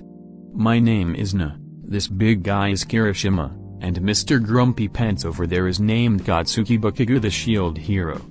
"Blue, I told you before, I'll be the one to introduce myself," Bakugou softly growled back into his angry face, which Na just giggles with Windia giggling with her. After that, Bakugou then went to ask some questions to the girl. "Look kid, I'm getting straight to the point. What the hell are you even doing here?" "Well, this is my home, I live here," Windia responded, which puzzled the young hero. "You live here by yourself?" Na asked. "No, I live with my father. His name is Gale Lion. He's actually dragon." This fact surprised both of them. "Wait a second? You live together with a giant-ass dragon and you call it your father?" Bakugou asked, sounding more serious, wanting this cleared up. "Yes, well, he's not my blood-related father obviously, but he is pretty much a father to me now." Bakugou wanted to know the whole story on that. "Alright then, tell me the story of how in the hell that happened." "Sir Bakugou, please don't try to be too invasive on her, that's probably very private." She tries to defend the girl, wanting to respect her privacy. "Oh no, it's fine, I don't mind telling. It was years ago, when I was just 4, me, my mother, and father were slaves to a cruel nobleman. I barely remember much before that, but we and a bunch of other slaves managed to escape and made a run for it. We were being chased by men attempting to recapture us. My blood father died trying to get away from them. We ran and ran and ran for hours on end, but it wasn't enough to lose them, and me and my mother were surrounded, and those men were ready to re-enslave us or do worse things to us. That was until he came." "Who came?" Na asked Gale Lion. His shadow covered most of the ground, his body soared across the night sky, and the force of his body landing on the ground felt of an earthquake.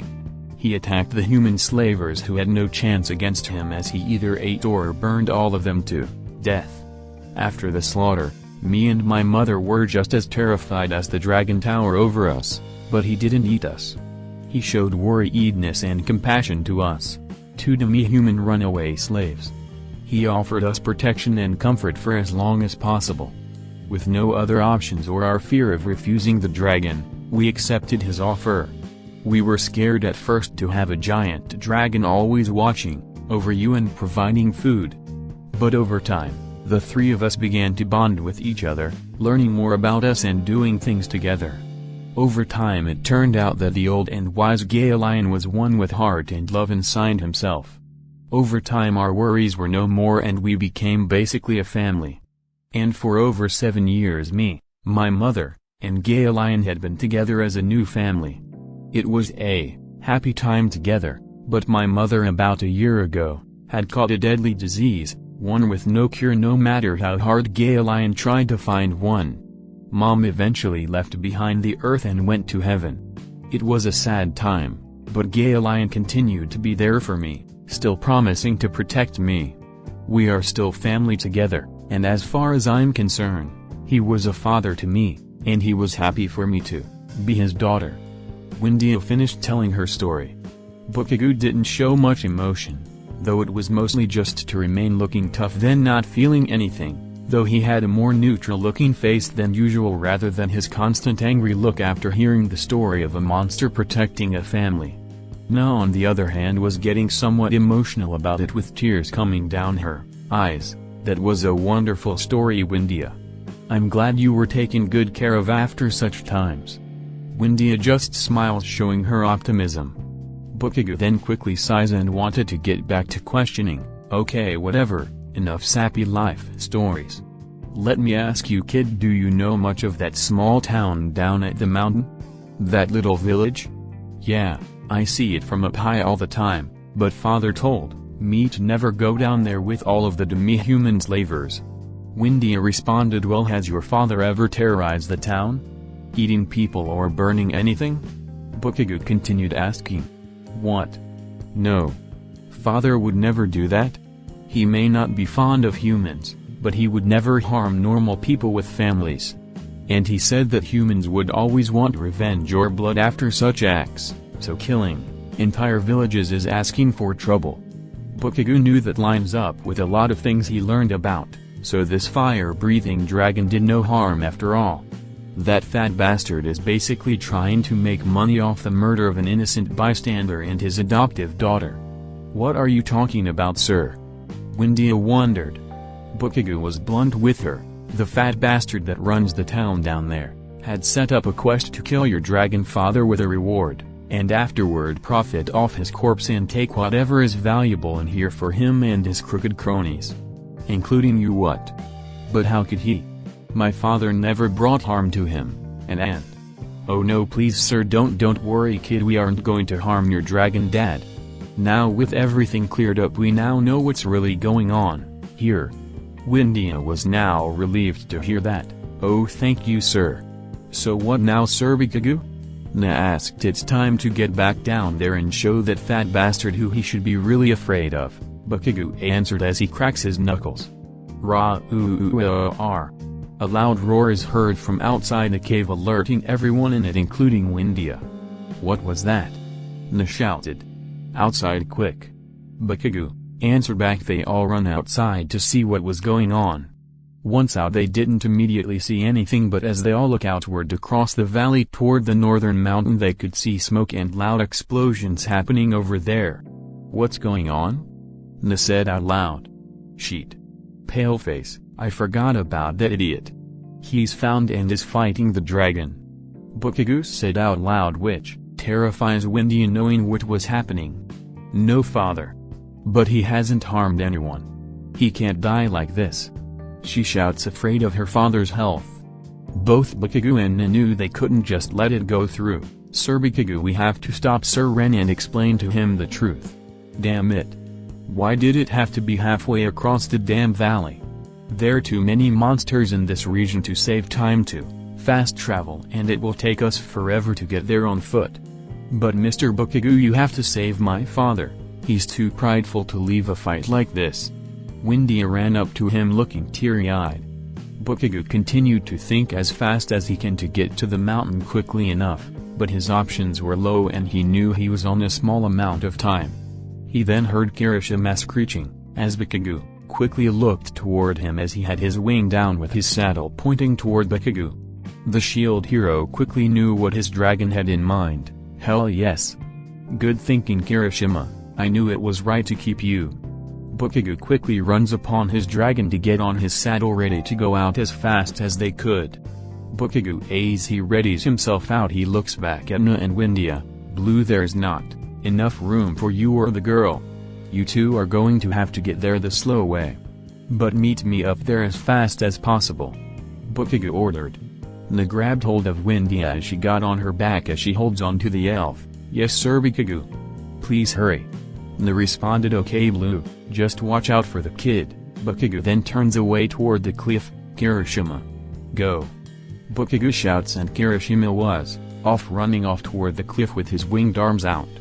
Once at the edge, Kirishima makes a large leap and the two glide across the valley, gaining a large amount of ground as they head their way toward the northern mountain as fast as they could. And with Windia on her back, Na uses her magic-powered abilities to jump off the edges of the mountain to catch up and hopefully meet up with them later. Come on Sir Bakugo, save Windia's father in time.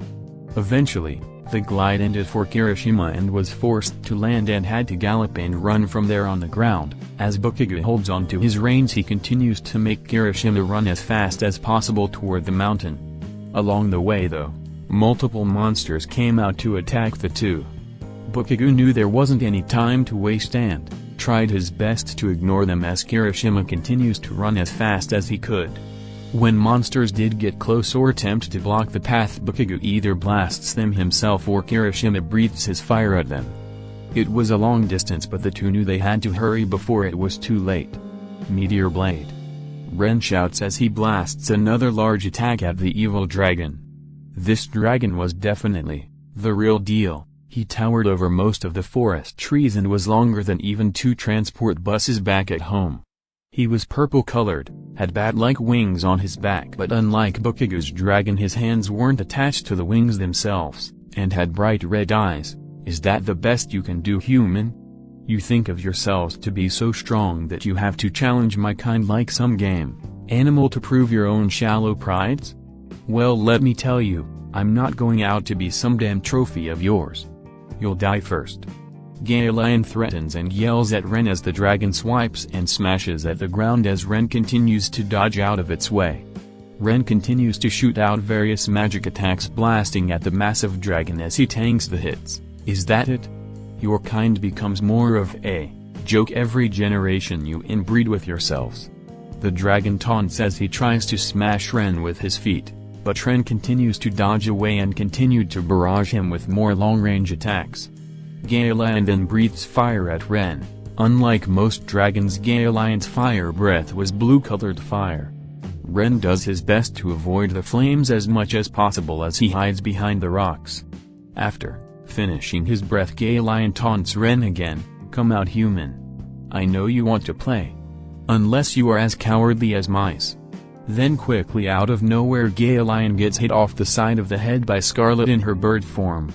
She uses her wind magic to remain in the air as it annoys and distracts the dragon as her master lets his abilities to cool down. Why, looky here. You have yourself a flying rat.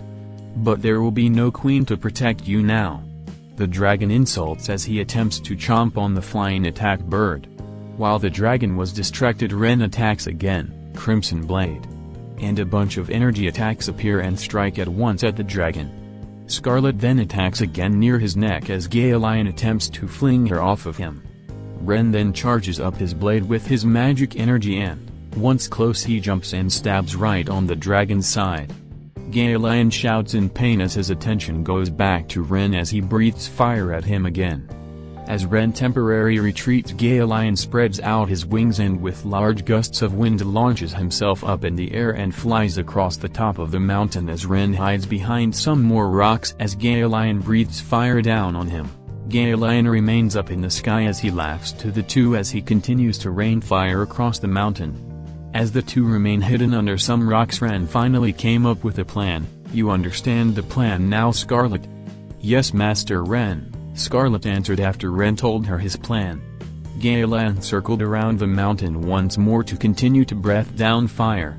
Ren and Scarlet finally run out of the rocks and after jumping onto her beak, Scarlet launches Ren high in the air at the flying dragon's height.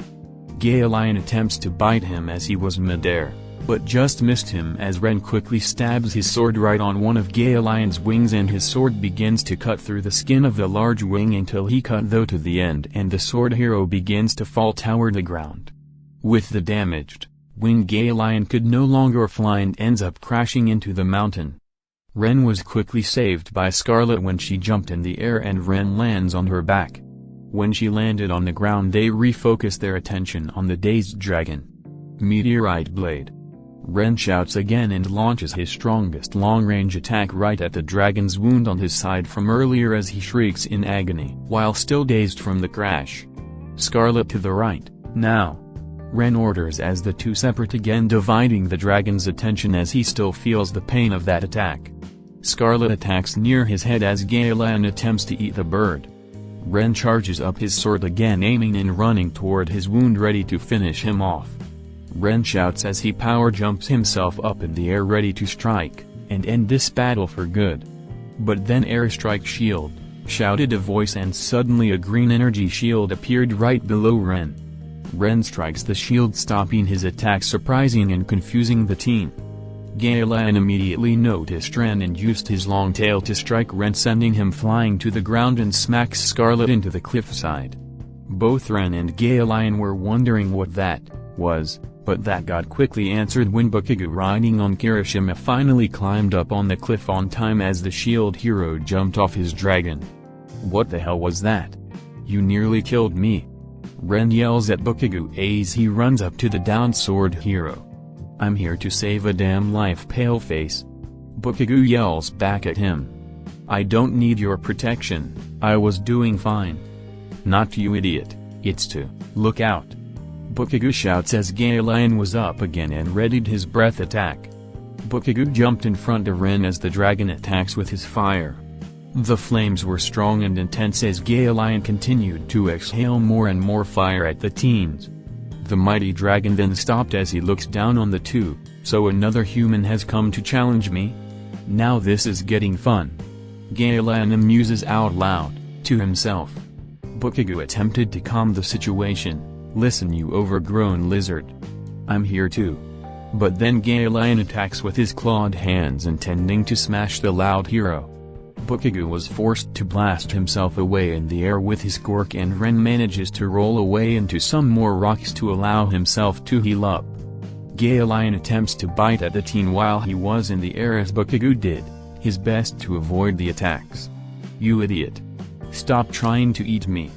I'm trying to save you from the other idiot." Had this been a true fight to the death, Bakugo would have engaged the dragon more directly, but he wasn't trying to kill him. He's doing the exact opposite, but Lion wasn't listening to him.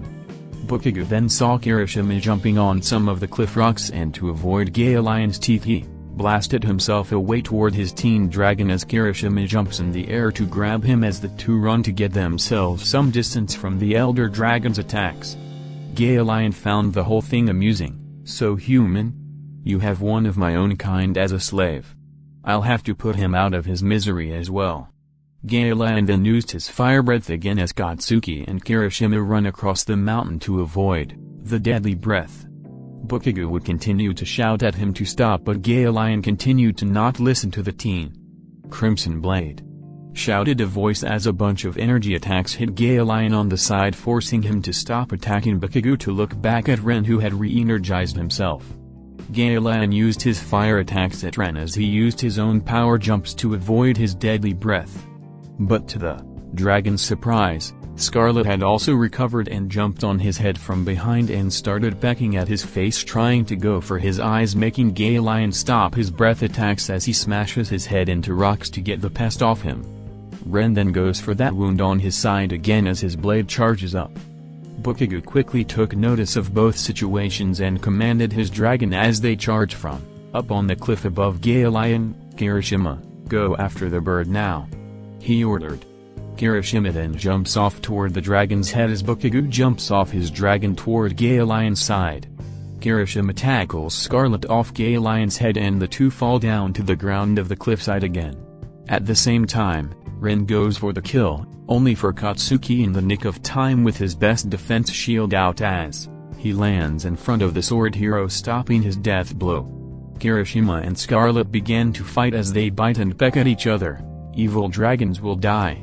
Scarlet yells at Kirishima as he began to spit fireballs at the bird's face, making the two fight harder than before.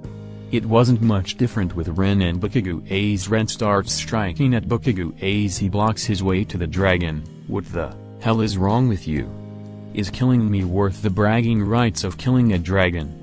Ren scolds Bakugo, thinking he was still here to kill the dragon. But Bakugo was trying his best to set things straight as the two clash, with Bakugo not even using his quirk to attack. "I told you a million times, I'm not here to kill the dragon. I'm stopping your idiot ass from killing him." That last part baffled Ren. "What? Hydra shield?" Bakugo yells with his shield transforming into three small Hydra heads as they bite down on the sword hero's arms and shoulders, forcing him to stop as Ren struggles to get them off. "Now listen to me already, dumbarse this dragon." But Bakugo was interrupted after Gay Lion finally attacks again after catching his breath as he attempts to smash the two with his claws, squishing the Hydra heads, forcing the two to jump away and separate as both of their animal companions continued their own fight. "I find you humans arguing amusing. But it's about time I have some more direct fun again." Gay Lion gloats as he continues to try to smash the two. As the two heroes avoid Gay Lion's attacks with Bakugo trying to reason with him again. "Will you stop this? I'm trying to convince this idiot to not kill you and you're just making things worse. Why do you even care for my well-being, you sweet-smelling human? Why do you even care at all?" Gay Lion questions while still trying to kill Bakugo, now curious as to why he was trying to stop the fight the sword hero started. "This isn't about you. This is about Windia," Bakugo shouted, thinking that saying his adopted daughter's name out loud will calm him down. It didn't. Gay Lion immediately recognized the name he shouted. Now he had his daughter on his mind. Suddenly his amusing pleasure of the humans disappeared. It was now of pure anger and rage. "Windia! What have you done with her, you greedy primates? I'll kill all of you!" Gay Lion roared at the top of his lungs, thinking the humans had done something bad with her if Bakugo knew of her name.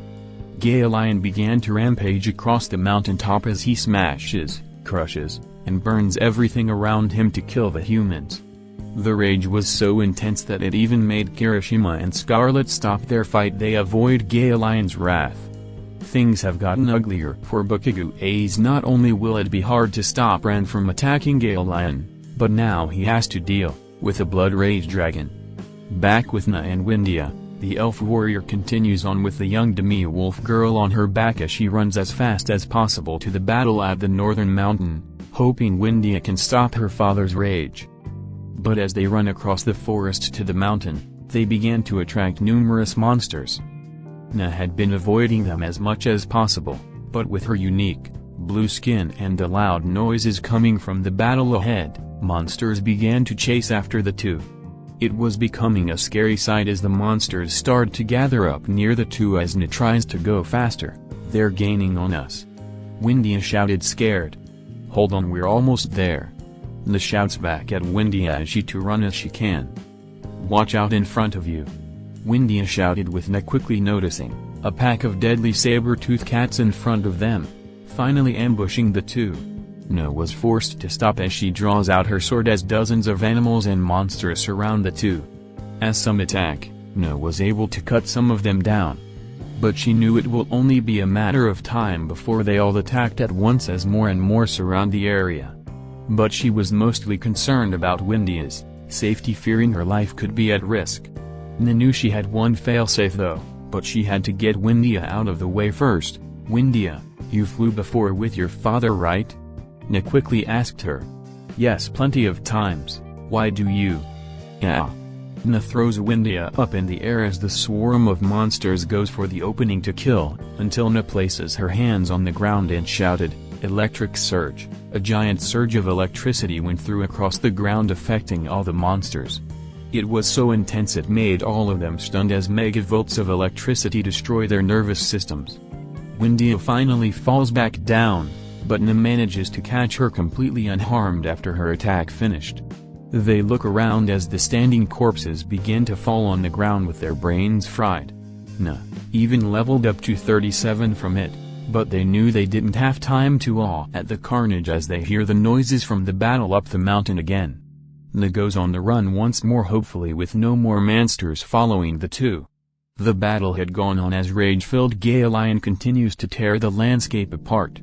Both Ren and Bakugo were riding on their monster companions as they avoid the dragon's wrath.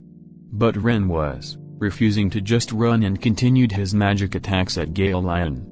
Bakugo did his best to stop them all, but he was only able to use one airstrike shield at a time and was forced to engage Ren as much as he could as Lion continued attacking as he sets the cliffside on fire. "You will not harm my daughter.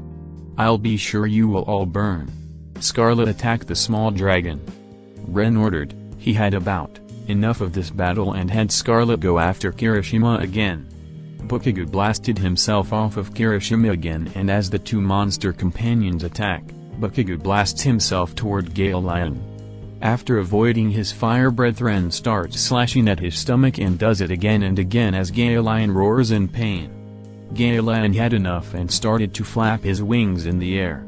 The power of his damaged wings and wind magic, he creates a powerful windstorm across the cliffside as it nearly blows both Kirishima and Scarlet off the mountain as they stop fighting each other to hold themselves on the mountain. Bakugo and Ren do the same as they both use their abilities to weigh themselves down. "I've had it with you pale apes. I'll just blow you off and let the mountain take care of the rest," Lion shouts as he continues producing the intense winds. But as he continues this, Ren was charging up his sword one more time with his sword glowing with intense magic power. Bakugo noticed, but the winds were so powerful that he couldn't explode himself to stop Ren. Ren's sword glows brighter and brighter as most of his power builds up in the sword with a bright red light emitting from itself, as he aims his sword right at the dragon's cut-up belly. It seemed like the end, but Bakugo had one more trick up his sleeve. Despite the strong winds pushing against him, Bakugo held one hand out towards Ren, with his other hand clutched on the palm. Ren starts to yell out as he aims his attack with the blade ready to fire, until "Apshot!" Bakugo shouts out, and with his explosion, concentrated as a beam launches at Ren and blasted the teen in time, knocking him off balance with his sword firing off his attack. The powerful attack barely misses Lion, but the energy beam continues to head straight to the top of the mountain. And then boom! The energy attack caused a giant explosion that shook the whole mountain, causing a giant avalanche of rocks. And this avalanche was huge, with many of the giant rocks rolling down the mountain were about the size of Lion himself. Before he could notice, Lion gets hit and eventually pushed off by the massive boulders. Everyone else was also affected by the avalanche.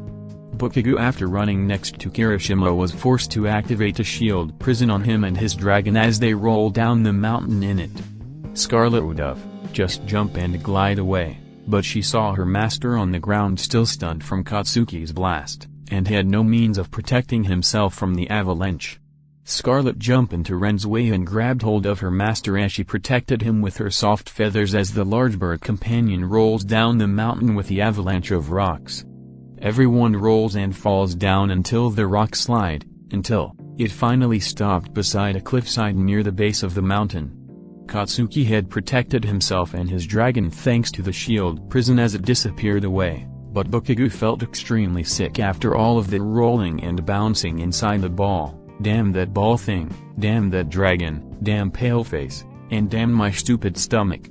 Bakugo then barfs out next to some rocks as he continues to recover from his dizziness. Kirishima jumped further down the mountain, deciding to lay down to recover from such an exhausting battle. On the other end of the mountain base though, it was a different story. Ren is bruised up and was aching all over. But Ren immediately took notice of something after he got himself up: Scarlet. Scarlet was in worse shape. Injured and hurt all over, she was silent, barely conscious from that event. Ren was scared and sick to his stomach. Scarlet. Scarlet. No. No. Please speak to me. He shouts to her, worried that she might be dying. Ren, with his sword still in his hand, took out a bunch of health potions and did everything he could to keep her alive. Scarlet. Please, Scarlet. Don't do this to me. Ren shouted, more scared than he ever was before. Ren was almost about to cry as he throws more healing potion on her, thinking the worst had happened, but then he heard some breathing from Scarlet and was relieved. Scarlet then transformed back into her human form, still injured, barely awake. She attempted to talk to Ren. Mama, Master. Did I do good out there? She could barely say as Ren holds her hand and smiles. You were perfect out there, Scarlet. Just rest yourself and sleep. Ren comforts her, as she smiles and quickly falls asleep to rest.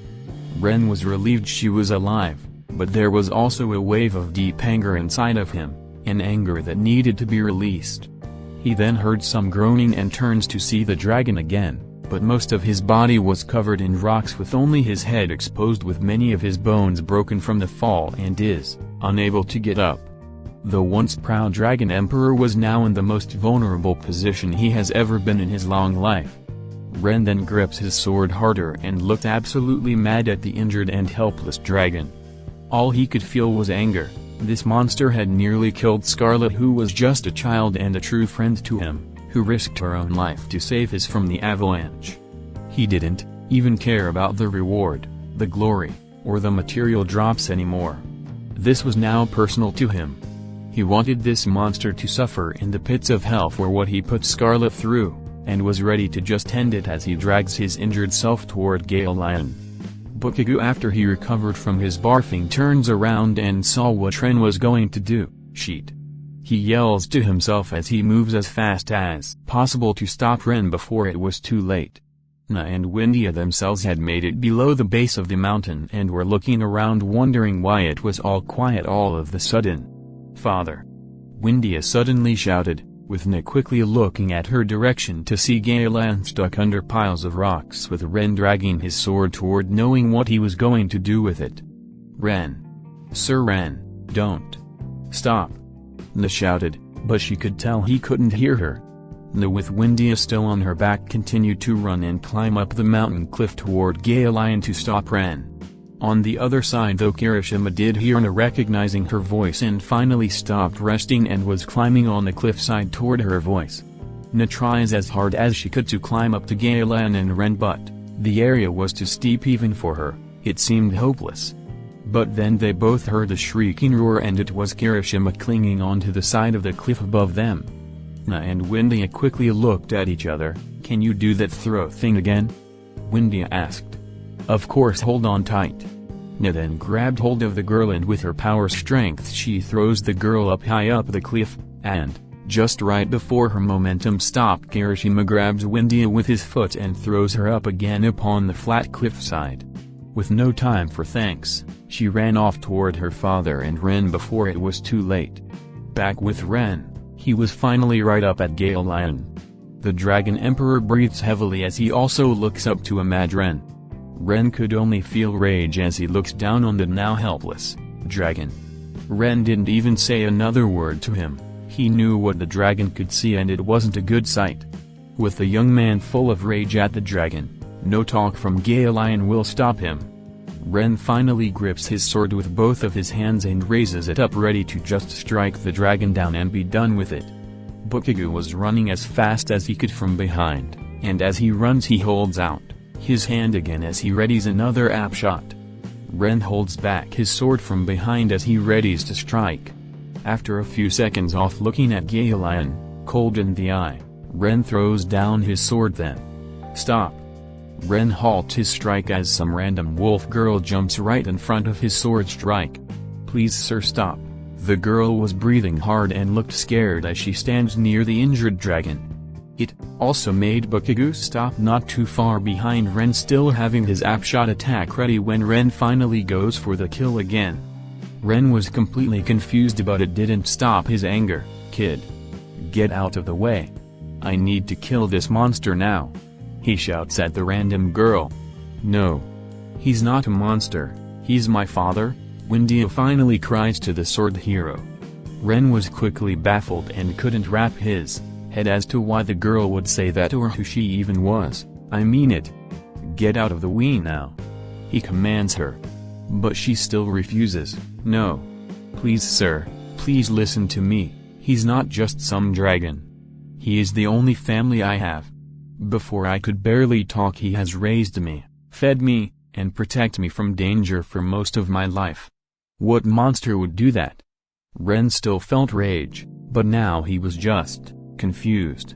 Feeling conflicted by this random girl, feeling emotional for this monster that nearly killed Scarlet. It was suddenly hard to hold his sword now, but he. Ren tried to say something but couldn't think of anything. "Sword." Ren heard, and when he turned toward it, it was Lion finally speaking in a very weak voice. "Human with a sword.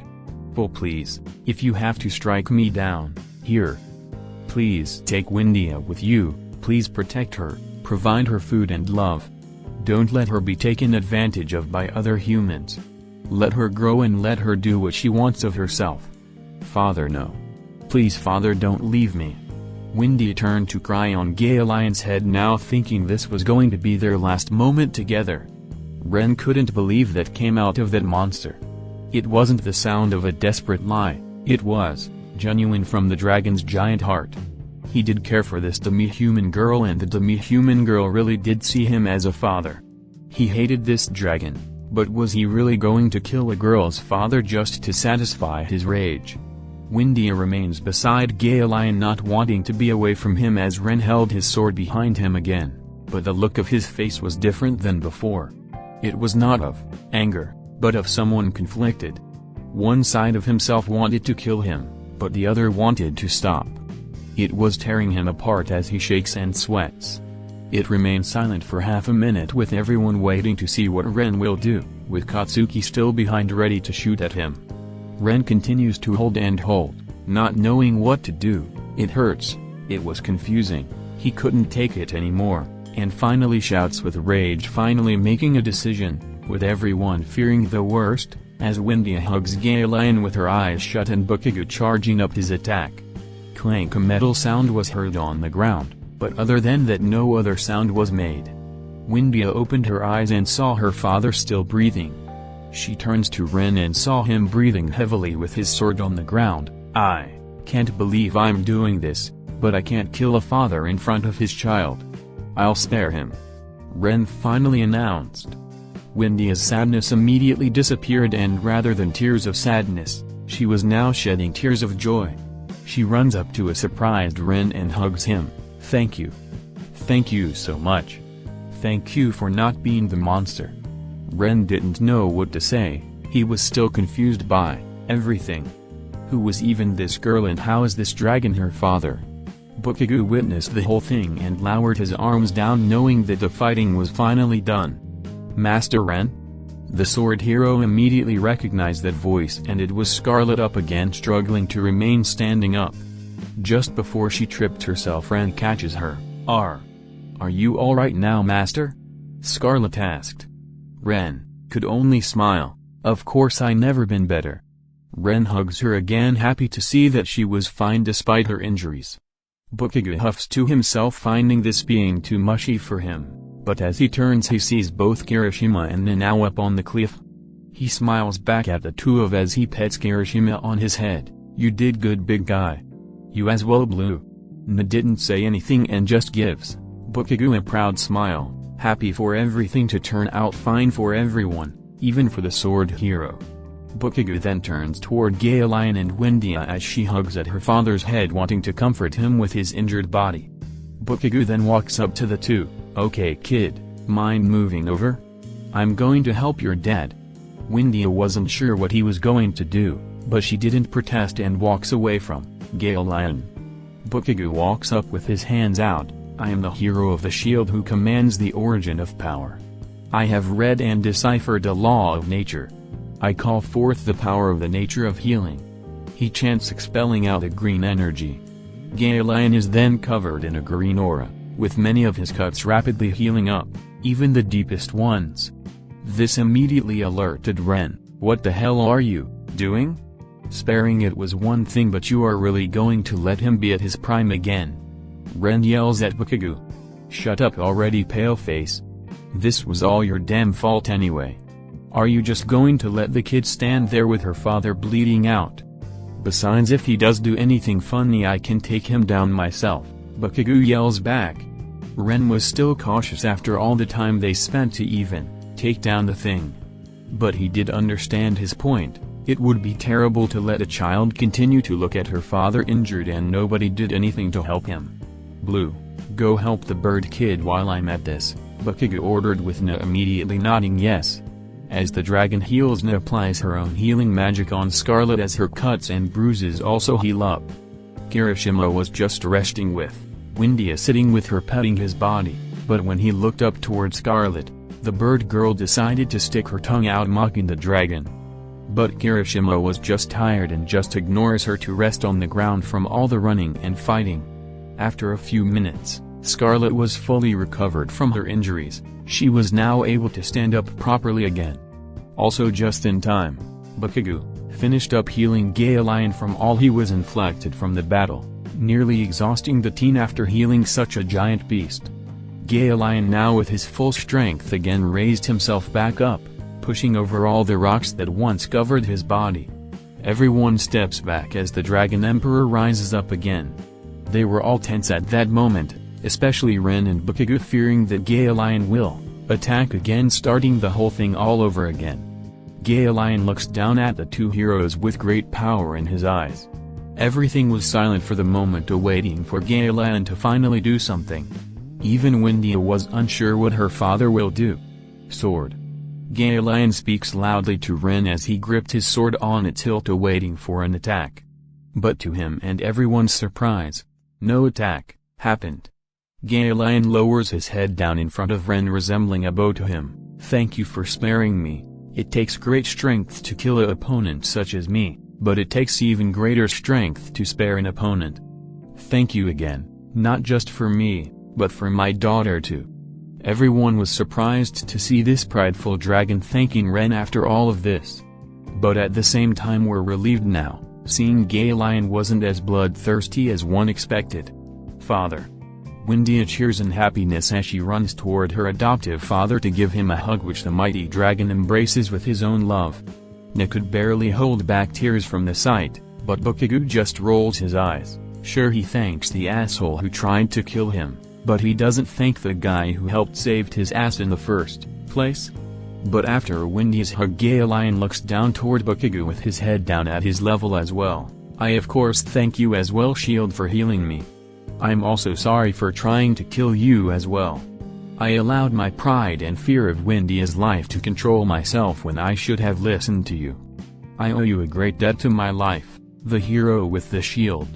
Yeah, whatever, but it better be worth something, you giant fire-breathing bastard. And don't let your damn pride get in the way of your daughter's well-being ever again. You have to always think of the people that depend on you. Bakugo lectured the Dragon Emperor as he raises his head up at his level again as he gives out a small smile toward his daughter. But Ren finally spoke up. Okay, can someone here tell me what the hell is going on here? Who the hell are you two? Why does she call the dragon father, and why did you attack me, Bakugo? Na spoke up first to answer. Well, alright Sir Ren, but it's a long story. After a few minutes of talking, Bakugo and Na explained the whole situation to both Gale and Ren. Both on Windia's backstory with Gale and her mother and Lord Samir, and his cronies' true motivation on why they wanted Gale dead. It was a lot to take in, but Ren got most of it, though some things were still muddled to him. Okay, so I guess that explains a lot. So you weren't just some mindless malevolent monster and you genuinely cared for your adopted daughter. But Bakugo, I'm still iffy on your claim on Lord Samir and his friends. He may be a fat bastard, but what you're accusing him of is a pretty big claim to make without evidence. You didn't seem to care about that when someone got accused of an attempt rape of a princess. Bakugo reminds him.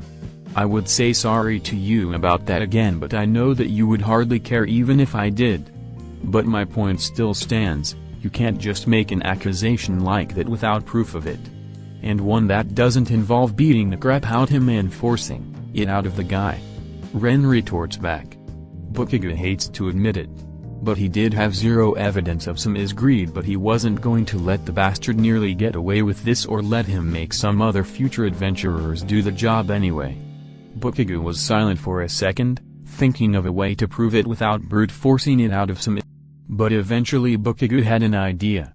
Okay, listen Paleface, I have a way to prove it, you just got to follow what I say, Bakugo demanded. Ren feels like he's going to regret getting involved, but he feels like he still owes Bakugo after the trial incidents, so he will at least listen in.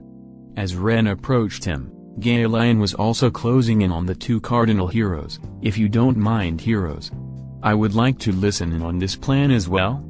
Galen asked. Why, for? Ren asked, wondering why he needs to bother. If this random human wishes to slander me and send heroes off to kill me, I wouldn't mind having my name cleared up. And if he truly wanted to enslave Windia after my death, I should be the one to give him a piece of my mind on that. Galen answered. While Ren was still uneasy with the dragon he fought half an hour ago, he still wanted to give the benefit of a doubt and trust Bakugo on this. Bakugo just smiles now that he had everyone's ears to listen to him. Alright, this is what we're going to do. Ren was now at Lord Sami's office again as he shows off his bloody blade to him as proof that he battled and killed the dragon. He noticed that there were more people in the office this time than before. A church cleric, a slaver, a bartender, and a bunch of mercenaries all watching him. Lord Sami looked satisfied. Ah, very good work, sword hero. We all heard your great battle all the way from the village. Some had doubts you would come out of it alive, but you proved them wrong. The Lord says to Ren, trying to kiss up to him. But Ren hardly cared. Whatever, where's the reward you promised me? Getting to the point, I see. Of course, here's your reward, 25 gold pieces for your troubles, Sami says as he gives him his pouch of gold. I do wonder what happened to that loud friend of yours? He seemed to have been a whiner. Sami continues, referring to Bakugo. Kachan just left after I killed the dragon. He had a temper tantrum and left town as a sore loser, Ren answers him. Honestly, I'm not surprised, he seemed to be nothing but trouble anyway. So are you off elsewhere yourself?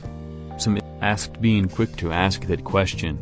Of course, me and my team are heading back to Melromarc's capital to resupply. So we are out of here as well. So good day, Lord Sami. Ren finishes and turns to walk out the door on his way out of town. Once the office door was shut, the bartender finally spoke up. So when do we loot the keep? Soon. We just got to let the sword hero leave town, and with him out of the picture all of the spoils will be ours, Sam answered, with his comrades liking the idea as they cheered again for future riches. About an hour or so later, by the evening of that day, Samir and his crew of 7 other men were walking up the mountain to the supposed dead dragon's lair. All of them, including Samir himself, was excited about looting the place. Haha, this was too easy. We get the heroes to kill off the dragon and now all of his stuff will be ours. Samir laughed as the group made it into Galen's cave. The crew went on to tear the place apart looking for the dragon's loot. But as they continued to look, they were disappointed to not find anything valuable. What the hell kind of dragon's lair is this, Samir? It's mostly just a bunch of children's scrap and rocks. One of Samir's mercenary friends yells at him. Samir just ignored him, but he was feeling equally mad that there wasn't much in here, until one of his crewmates found a small chest inside a bunch of boulders. After taking it out and breaking the locks, they saw that it was filled with hundreds of gold coins. Most likely Galen's private gold stash. The crew now looked excited again, looking at all of the gold, especially some. Not as much as I expected, but this will definitely pay for years worth of beer. Now, where was that demi at? She should be here? Some speaks as he closes the chest, with the rest of the crew looking around for this demi-human girl. As they continued to search for her, one of them said, "Hey, I found her and it looks like she's a keeper." As the man walks up to his group with the girl, the slaver takes a good look at the supposed demi. She was a dark-haired, red-eyed girl with wings and what looked like dog ears on her head. Some just sinisterly smiles along with his slaver friend as they look down at the girl. She will definitely fetch a price. She should be worth about 10 gold at least. The slaver continued, with the crew laughing to themselves. She looks like a weird demi, but to the slaver, weirder meant more unique, and more unique means that he could sell her off for even more money. I say this was a profitable expedition, boys. After we sell her off, let's head for the capital and celebrate at the brothels. Some cheers, with the rest of the crew cheering on as they tie the girl up. Once properly wrapped up in rope without any resistance, the girl spoke up. "My master will not be happy about this. You're all going to die." The girl bluntly told the group, who all just laughed at the girl. "Ha, your so-called master is dead. And his body is going to make us even more money as soon as the word gets out." Some laughs as he pets the demi on the head, thinking she is referring to the dragon. They all began to laugh, thinking everything was good for them now. "So this was why you wanted the dragon dead for?" Samir and his crew stopped laughing and were surprised to hear that voice, wondering who said that, and as they turned they saw the sword hero Ren walking in from the dark corner of the cave. "You set that whole quest up just to steal from a dead dragon, enslave that demi-human he was protecting, and then parade his corpse around as some sort of tourist attraction." The crew was surprised to see him again and the fact he knew about this place, but Lord Samir attempted to sweet-talk him. "Sir Sword Hero. It's a surprise to see you again. What with you being out here? Don't you dare ignore what I said. I heard everything you and your friends bragged about when you got into this cave. You better have a good excuse for all of this," Ren demanded, with the crew grabbing onto their weapon hilts awaiting the sword hero to make a move. Now sword, we are merely collecting from a dead dragon's belongings. Why let it all sit and collect dust?" Some tried to excuse, but Ren wasn't buying any of it. "And what about that girl you plan to sell off to slavery? Why do you even care? She's just a demi-human. Most of her kind are enslaved in Melromarc, and I didn't see you freeing any slaves from anywhere else. I don't care how people like you think about demi-humans. All I see is a helpless girl you intend to sell off as property. You have lied to me about everything and deliberately left out information like the location of this cave, just so you and your friends can keep it all to yourself." Ren continues as he looks angrily at Sam's crew. "Look, how about this? If you care so much, you can keep the damn demi and you can have a ninth of the treasure if it will shut you up." Sam bargains in a rude manner. "I don't care about the money. You deliberately lied to me about all of this. I'll have all you taken up to the center of town and you will tell everyone about what you have done. Then I'll take you and your friends to the capital and you will answer to the crown directly about all of this." Ren finishes as he takes out his sword and begins to approach the group. Sam puts one hand behind himself as he tries to bargain some more. Now sword hero, we don't need to involve the crown or anything." Sam then pulls out his magic wand from his back pocket. "We can just talk here and just settle this between us.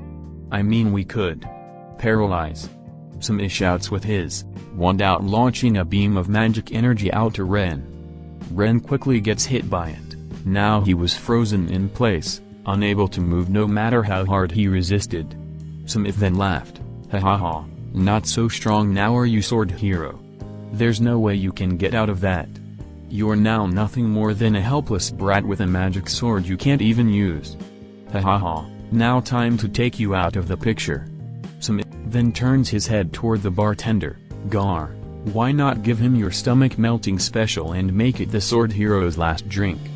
The bartender smiles as he begins to approach Ren, taking out bottles with green and yellow fluid as he pours both into a beer bottle. acid of a hydra and poison from the killer jellyfish of the island of Capri. This will melt all of your organs to jelly, regardless of one's level. I heard it's rather painful too. The group together laughs at Ren as he continues to struggle to get out of this spell, but the murderous bartender was now right up to him as he finishes shaking up the deadly drink. Sumi decided to mock him one last time to rub it in at the sword hero's face. Looks like you are going to be of greater use to us now. The great sword hero, who sacrificed himself to save the poor town from the deadly dragon. Ha, it will bring in more travelers. It's too bad your crew wasn't here. I guess there are some disadvantages to working alone. Ren smiles. That's where you're wrong, I'm not alone here. Huh? Sumi expressed in confusion. Die. Sumi quickly turns himself to see Bakugo with Nin not far behind him jumping from the shadows with high speeds, and he blasts Sumi at the side of his face, not only pushing back his crew but sends Sumi flying across the cave until he smashes face first into a cave wall, allowing the shield hero to smash his wand on the ground. With the spell instantly broken, Ren just in time headbutts the bartender in the stomach, making the guy fall on his butt, with his acid-filled drink falling and breaking on his own face. He screams in agony as the liquid literally melts his face all the way to the bone. Ren got himself back up, gripping his sword as he goes to fight the men back. All of Sumi's crew quickly went for their weapons. It's the shield devil. Attack him! The cleric shouted, now recognizing Bakugo, especially with his shield now activated. The mercenaries then took out their magic-powered swords, axes, and hammers. The slaver had brought out a magic-powered electric whip, and the church cleric had out a magic wand to buff them up with his spells. Ren runs to attack the two swordsman mercenaries as the magic of their swords clash. Bakugo fought the two other mercenaries off, engages the slaver, and the clerk decided to stay in the back out of the fighting as he provides his group with magic. These men were no pushovers and put up a fight with their combined efforts, but in a short minute, they ended getting overwhelmed by the heroes. Ren stabs one mercenary through the throat and Bakugo blows through another's stomach with his quirk. Nin continued to dodge the slaver's whip attacks as he tries to catch the elf girl off guard and tries to fool Nin with his magic tricks and spells. Once supposedly off guard, the slaver managed to wrap his whip around her wrist. Now time to learn your place, dummy. The slaver mocked as he activates an electric spell on the whip and laughing about it. But that laughing stopped when he realizes the electric shock did nothing to her as the elf remained standing up, not affected by the electricity. He stood there awkwardly smiling, realizing how screwed he was. Okay then, my turn, Nin mocked back. And before the slaver could understand, Nin instantly transfers back a giant surge of electricity through the whip back at the slaver as he screams in agony as his body is fried up from the millions of volts that melted his brain until he falls down dead. The cleric could tell things were going really badly as his protection spells were failing his friends. This is terrible. I must warn Pope Bomis of this at once.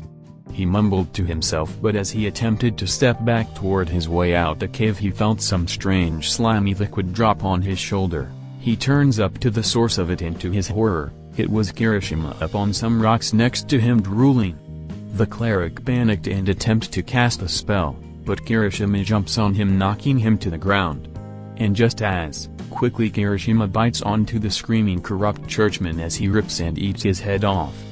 There were just the two mercenaries left, as they were fighting the respective heroes, with Nin finally joining in to help Bakugo. Both mercenaries were tough, but were also getting the crap kicked out of them as Ren slashes through the mercenary sword, completely cutting it in half. Bakugo continued to blast the hell out of his mercenary opponent as he blasted the guy over and over again with the merc's armor falls apart. Ren finally blasted at his opponent at the chest with a magic blast from his sword to send him flying. Bakugo blast punches his opponent in the face, and while stunned Bakugo gave out a powerful kick. The two mercenaries then bashed into each other's backs, and before they could react, Ren stabs them both through their stomachs. Before Ren pulls out, Bakugo screams at them, with the mercenaries looking horrified as Bakugo finishes them by blasting both of their heads off their bodies, killing the last of them.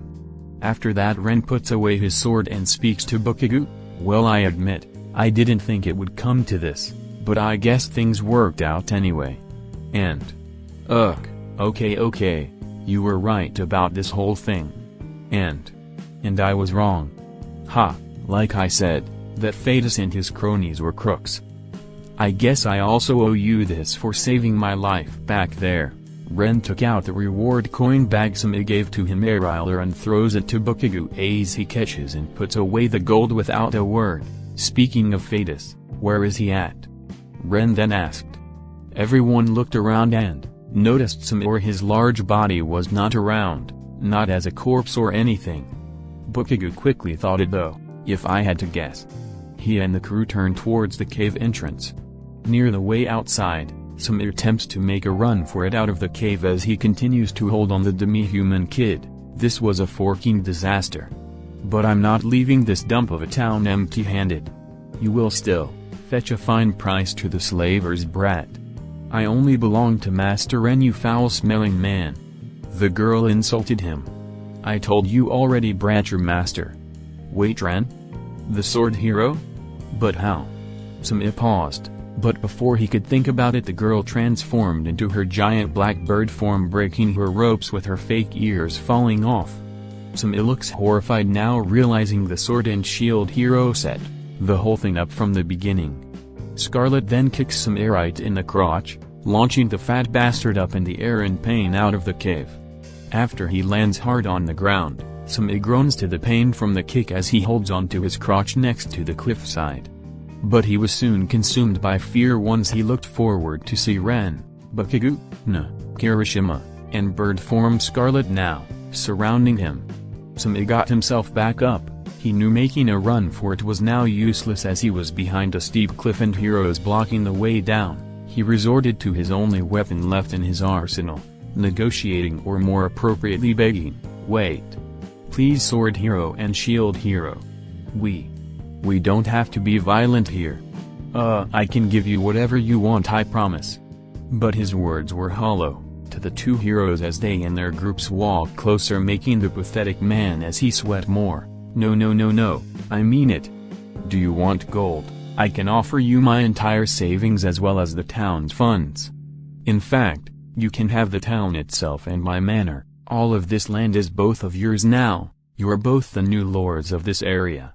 Just please let me live. Sumi continues to beg.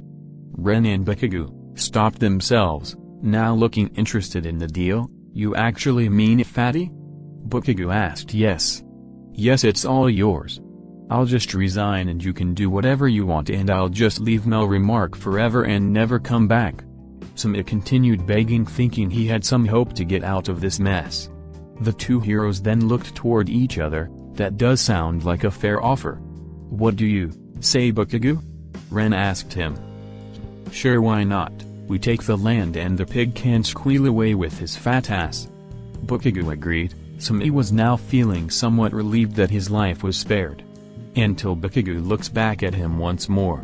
Though before we can go forward with it, you should probably talk to our third party before we can agree. Bakugou finally says to him. Sumi was left confused. Third party? But suddenly a loud shake of movement was felt behind him with what sounded like deep growling. Sumi was terrified, but he finally decided to look behind himself, and it turned out that third party was none other than the giant dragon he ordered to be killed, still alive and well as he grips down his hand claws on the cliff, looking down directly at Sumi with deep anger in his eyes. So you are the one that wanted me dead, slandered my name, and intended to steal away my daughter. Galen speaks out. Sumi looks on, horrified to be seeing the so-called dead dragon still alive, and on his back was the demi-human Windia, looking just as mad toward the terrified evil fat man. The fat lord now knew everything was screwed for him. Sumi attempts to make a desperate run for it, but Galen stops him by smashing his clawed hand on the fat man. Galen then slowly lifts him right up to his head as Sumi squirms all he could to escape until he dangles upside down, forced to look toward the face of the mad dragon. Galen says his last words to him. Now here's what I think of your little deal. Galen then breathes his blue flames on Sumi, making him scream in agony as he burns to a crisp from his claws. Gay Lion then puts the burning fountain in his mouth and begins to chew over and over, causing greater pain to Samir until after his screams go silent and Gay Lion swallows what's left of him whole. Everyone cheered on as Samir and his cronies had all been defeated, with not only was Gay Lion's name cleared, but Windia was now safe. Bakugo then turned toward Ren. "So you got something to say, Paleface?" he asked from Ren. "Again, I'm sorry for not believing you in the first place, and I'm an idiot for not doing any research first." Ren apologizes again to Bakugo. "Not to me, you moron. That giant bastard you almost murdered a couple of hours ago." Bakugo pointed toward Gay Lion as he climbs himself up from the cliff with Windia safely sliding off him. Ren knew Bakugo was right, and despite what he felt about the dragon earlier today, he himself was the one acting without thinking things through before. Ren moves up and takes one knee to the ground and lowers his head down. "I'm sorry, Mr. Gay Lion. I was wrong to attack you before and attempted to unjustly kill you." He then lifts his head up toward Windia. "And I'm also sorry for making you so worried and brought you to tears. Had I known he was your adoptive father, I would have never done any of this." Windia was smiling. "I accept your apology, Sir Sword Hero. I hope this will be a new start between you humans and my father." She thanked and everyone looks up at Gay Lion. "I accept your apology as well. I still hold up to my apology, of course. I was acting just as foolish as well.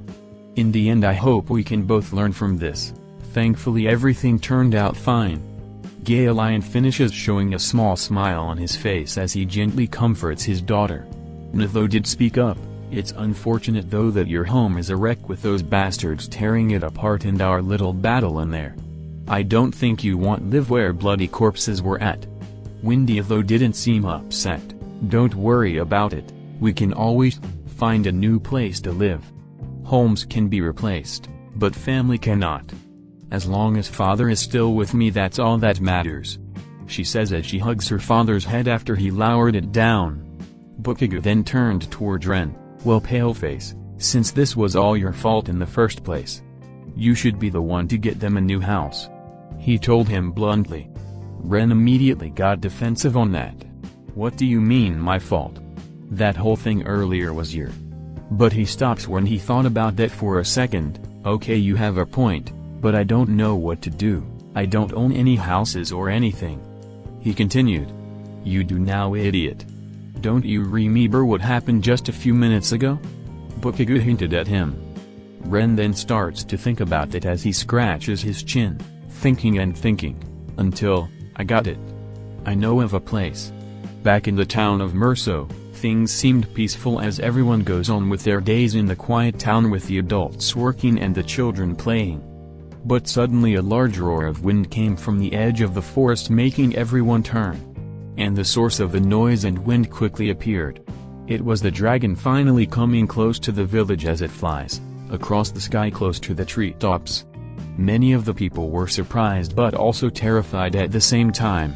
Everyone thought the dragon had perished under the sword hero, and here it was alive and well. It flew around near the town until it was near late Lord Sami's manor, and after some circling it finally landed on the ground next to the manor, terrifying all of the guards near it. Almost the entire town came up and were wondering what was going on. Despite the dragon's presence, it wasn't doing anything, good or bad. It wasn't until they all saw people jumping off its back. And after a closer look, one of them was none other than the sword hero, with some small winged little girl, and a wolf demi-human. And right behind them was the obnoxiously loud blonde-haired hero that was asking questions earlier around town, along with his strange blue-skin partner, and his own personal dragon pet. The townsfolk were confused by all of this and were wondering what was even going on anymore. It was all blank, until the sword hero finally came up in front of the manor looking toward the townspeople. He finally spoke out, "Attention people of Merso. I'm here to inform you that your old Lord Sam is dead." Everyone was shocked by the news. Hardly anyone cared much about the lazy drunk old lord, but it was still quite the news to be immediately given. Ren then continued to give details. "Don't feel any sorrow though, he was corrupt and morally bankrupt. He nearly had me murder an innocent father and was going to kidnap the little girl to be sold off as a slave. So me and my comrades had to put him and his friends down. So as of now, under my authority as the Cardinal Sword Hero, I'll be the new acting lord of this area and will confiscate all of his property and belongings, including this very manor. Ren then allowed Windia to walk in front of him. I should also inform all of you that this bright young girl will now be under my protection and will be allowed to dwell in my new manor as a free demi-human. This goes the same with her guardian, Father Sir Gaelion. He then points up toward Gaelion himself, making everyone surprised that the sword hero was doing all of this. Anyone who attempts to harm either of them will answer to me. I'm also announcing as of now, under the slave dominion laws signed by Queen Myria, as the acting lord of this area, I declare demi-human slavery illegal in this region. The slave market branch here will be shut down, and those with slaves will either have to leave the area with them or be forced to free them while I compensate their owners for their original payment. And this manor will be a sanctuary for those newly freed demi-humans, to be safe at, and again those that try to re-enslave them or do general harm to the free demi-humans will answer directly to me as I did with some. Those who own slaves will have 48 hours to make up your minds. Ren finishes making use of all he learned from Belucas weeks ago. Everyone was shocked by all of these sudden new changes. But none would protest against a cardinal hero or the giant dragon next to him. Those that would have had already been killed by the sword and shield hero at the mountain earlier. The townsfolk gossiped to each other about all of this as they eventually dispersed. Bakugo then looks back at Ren. I hate to admit it, paleface, but that wasn't too bad. I guess you did some research after all. Bakugo lets out, though still with his angry contempt face. Yeah, I might get some angry lectures from Altcray after this. But I can take it if it means fixing my mistake, Ren also admits. This still doesn't make up for the trial, paleface. Bakugo bluntly told Ren. I know. Ren sighs. But I guess you're not that much of a piece of human garbage after all. Bakugo also says. Ren still feels guilt from that whole trial event and hoped to eventually make up for it. The fact that Bakugo was willing to say that to him without shouting at his face at least means that progress was being made, even if it's just a small one. I'm still bored, Master Ren. I just wanted to eat a dragon and all I ate was a bunch of rocks today, Scarlet complains, acting like the little girl she is. Ren just smiles back, patting her head. Don't worry, we'll find you some small dragons to eat later on. I think you deserve a reward for being a good girl out there. Scarlet let out a smile, happy to see her own usually serious master looking and acting pleasant. Back with the group, Windia looks up at the manor. Amazed to be in a normal home, already imagining all the monsters she can take care of now with the added space and fresh air than the inside of dark damp caves. And Gaelion is just as happy to see so much joy in his adoptive daughter.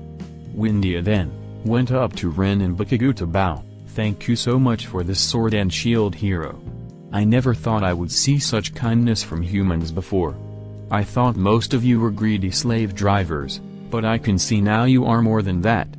She thanked and then turned her head toward Bakugo, especially you shield hero Bakugo, even though you are not the most pleasant person to be around. You still did so much to stop Sir Ren's mistake and cleared my father's name.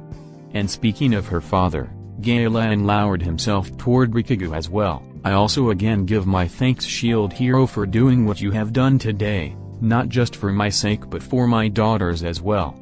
Yeah, and again, whatever, just keep your daughter protected and any other demi-human seeking sanctuary here. If you do see a red-headed warrior with a beach baby of a spear hero eventually, make sure you incinerate them for me, Bakugo said back. But Gaelion wasn't done yet.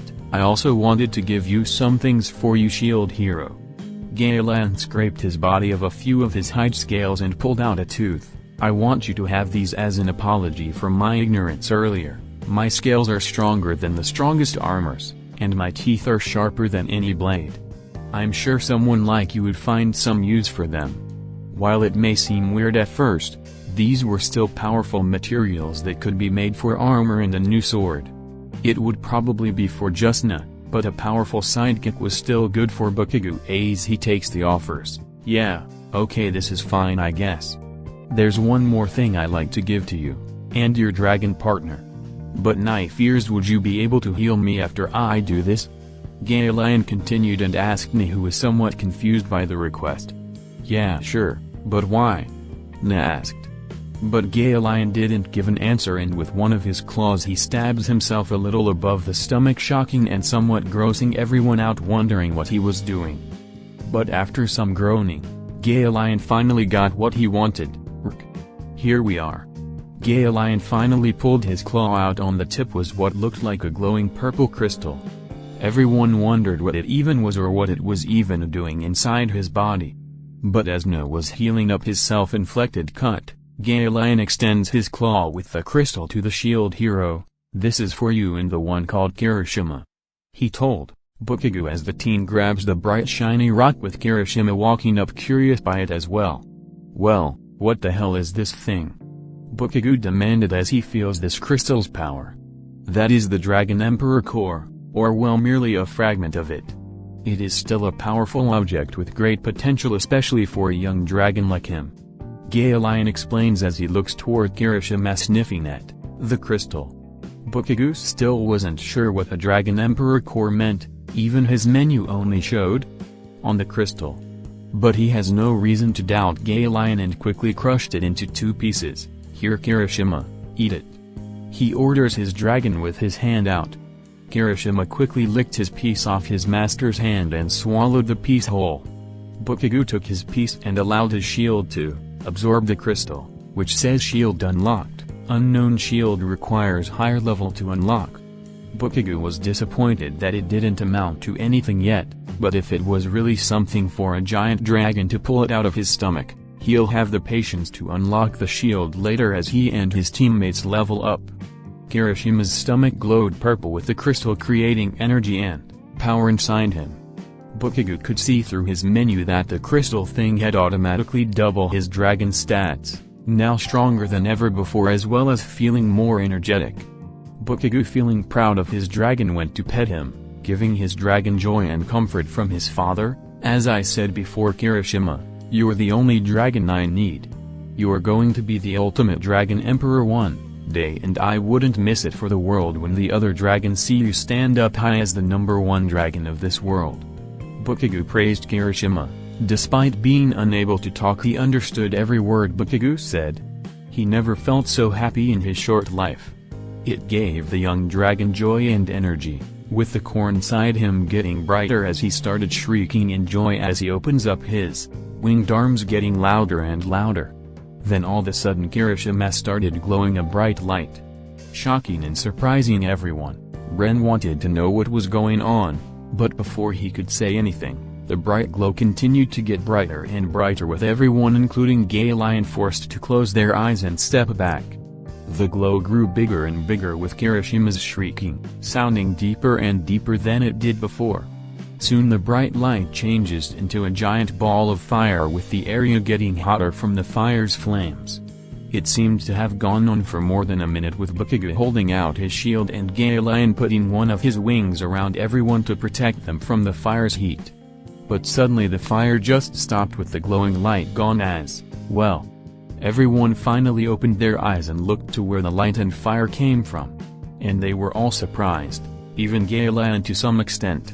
It was Kirishima again, but no longer just the size of a large horse. He was massive now. Nearly the size of a small bus, with his arm wings massive and wide.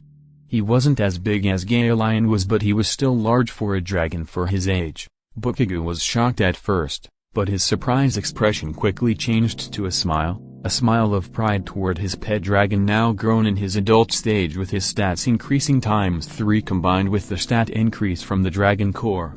Far more powerful than any store-bought dragon could offer. Hell yeah, Kirishima. Now you really are on your way to become the #1 dragon. He cheered. Kirishima was still so happy he started to roar across the valley, now embracing the power of his adult form. No was also happy to see little Kirishima so big now, remembering seeing him as just an egg, then to a hatchling to now a grown adult. Windia and Lion were just as wondrous and fascinated by this young dragon's transformation, both happy to see such a wonderful creature to be fully grown up. Ren though was confused. What in the hell just happened? He asked out loud. Lion then turned toward Ren to give his guess. I have heard before that his breed, the fire wyverns, can develop and grow based on their state of emotional satisfaction and happiness. I also guessed that the magic shield's power and the Emperor's core fragment had greatly affected Kirishima and accelerated his growth. It might not answer everything, but regardless, it was still quite the sight to see for everyone. All except for Scarlet, who looked unimpressed. Yeah, so what? I'm far more good-looking than him and I don't need fire to do it. She pouts to herself, feeling jealous along with her bias instincts on dragons. Kirishima then opens up his large wings and started to flap them, creating a large gust of wind almost like what Lion did in the mountain battle, but then Kirishima started to lift himself off the ground. Now floating in the air as he flaps his wings, he went up higher and higher until he was far away up from everyone. He then spread his wings outward and was now gliding through the open sky, but unlike before, he wasn't at all descending, he was remaining in the air. He was now flying. Everyone looked amazed as this creature was now doing what all winged pure-blood dragons strive to do. To be in the sky and soar with the wind. Kirishima continued to do circles until he decided to land back down near everyone, who all look at awe at him. But then Kirishima lays down his left wing out and placed it right near the man he saw as his father, Bakugo. The shield hero looked surprised at first, but after looking at his dragon making a small smirk, he could clearly tell what Kirishima wanted to do with him. Bakugo then makes an excited smile and begins to run up his wing. Hell yeah, Kirishima, now this is what I'm talking about. Bakugo then sat down on his back. He was surprised to notice the saddle transformed with him, allowing the hero to sit in comfort on his hard scaly dragon's back. Bakugo then grips on and shouts, Kirishima, fly. And with that, Kirishima flaps his powerful wings and lifts himself up again as he and Bakugo were now up high in the sky. Despite the powerful winds blowing on him, Bakugo felt a great rush of excitement as Kirishima flies all around the sky doing flips and twirls, giving the teen excitement he would never felt in his old world as they glide across the forest and mountainous landscape. Back on the ground, Windian looks up in excitement as she watches the two up in the sky, making her feel joy from the display. Na was also with her, enjoying the show together. Ren looks up as well to enjoy the show, though in a more conservative manner. Scarlet was looking up as well, though not in excitement or disapproval either. She seemed more curious about it than anything else. Master Ren, do you think I can fly like that one day? She asked. Ren smirks and pets her on the head again. I'm sure you will one day. You just need to be patient and train more. He said to make her feel better. He wasn't so sure if it was possible for her, but hey, if Bakugo could do the impossible, then maybe so can he and her. Yeah, and I will fly you around as well, and even higher and faster than the stupid dragon. I can't wait for that. Scarlet expresses out loud, with Ren just smiling. But then Ren turns toward Lion, who was also standing around watching the show. Ren decided to walk up to him just to get some outlook on the dragon, while Scarlet went up to Na and Windia. Once next to the elder dragon, Ren finally spoke up to him. I'm surprised to see you watching. Seeing other dragons fly around is probably nothing new to you. It isn't, but I haven't seen such a bond between a human and another dragon in centuries, Lion answered as he still looks up. You sure? I've seen plenty of people with dragons before. Ren commented. Yes, but that is nothing more than servitude to a human, being bred to be of service to a human, and is only seen as a servant to a human. But this is a true bond between a young human and a young dragon, with this Bakugo seeing it as his equal, not as a creature beneath him. As cold-hearted as I'm to you humans sometimes, you have proven yourselves again and again of being able to change yourselves and do great things with it.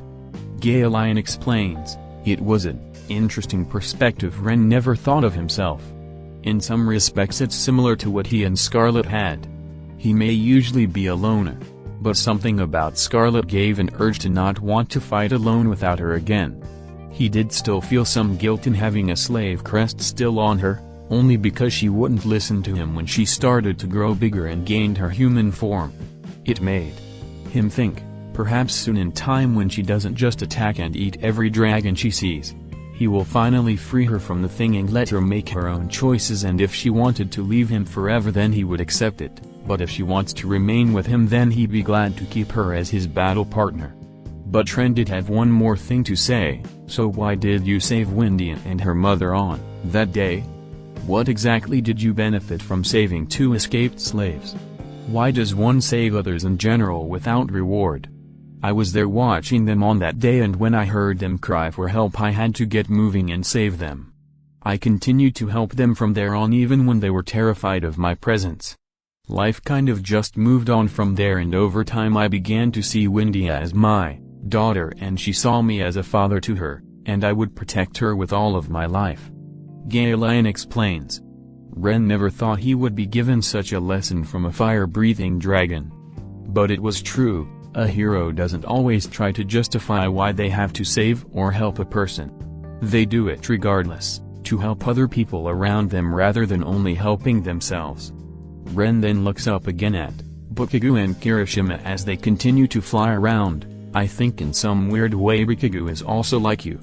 Loud, prideful, and headstrong, but at the same time, has a hidden noble heart he hides to himself. He finishes with Galen looking down at Tren and then looks back up at Bakugo again. Yes, I can definitely say this Bakugo fellow has a soul of a dragon. Not only does he have the fire, but he also has the wings to guide him across the blue skies. Galen finishes as he and Ren both look up again. Bakugo and Kirishima continue to glide through above the forests as they make their way toward a mountain. They fly up and then gracefully fall until they were finally at the top, where they land at the peak. From there Kirishima raises himself up on the peak along with Bakugo still on his dragon as he sits and holds on tight on the dragon as they look out across the valley. This was definitely something Bakugo was never going to forget as his dragon finally roars across the valley with Bakugo holding one fist in the air. Hell yeah! Bakugo shouts. Kirishima then breathes a giant stream of his fire up in the sky for everyone in the valley to see, everyone awed at it as the beautiful fire lights up the evening skies. Ren just had one final thing to say as he watches the display himself. Yes, he definitely has the soul of a dragon. Author's note, for anyone scratching their heads on Ren's Philololia Spear Hero spin-off story, it implies that when a Philololia is picked and raised by a different hero, the Philololia will take on a different form based on their owner and his personality. So the implications are that even if Motoyasu went back in time and were to pick the exact same egg that no Afumi did, it will not be the exact same little happy-go-lucky blonde girl. I liked the idea of it and made Philo into a different person, with Ren as her master being like his goth daughter. So yeah, this is technically Philo but in a different coat of paint with a more inspired name. I mean, it really wouldn't matter if it was a different Philolia egg, but at least I can say that Philo is technically in the story like I said in chapter 1, even though it might be cheating, but whatever. And if you are wondering about the Wrath Shield, don't worry, it will eventually appear later in the story. Let's just say it will be when Bakugo is really pissed off that will unlock the Cursed Shield.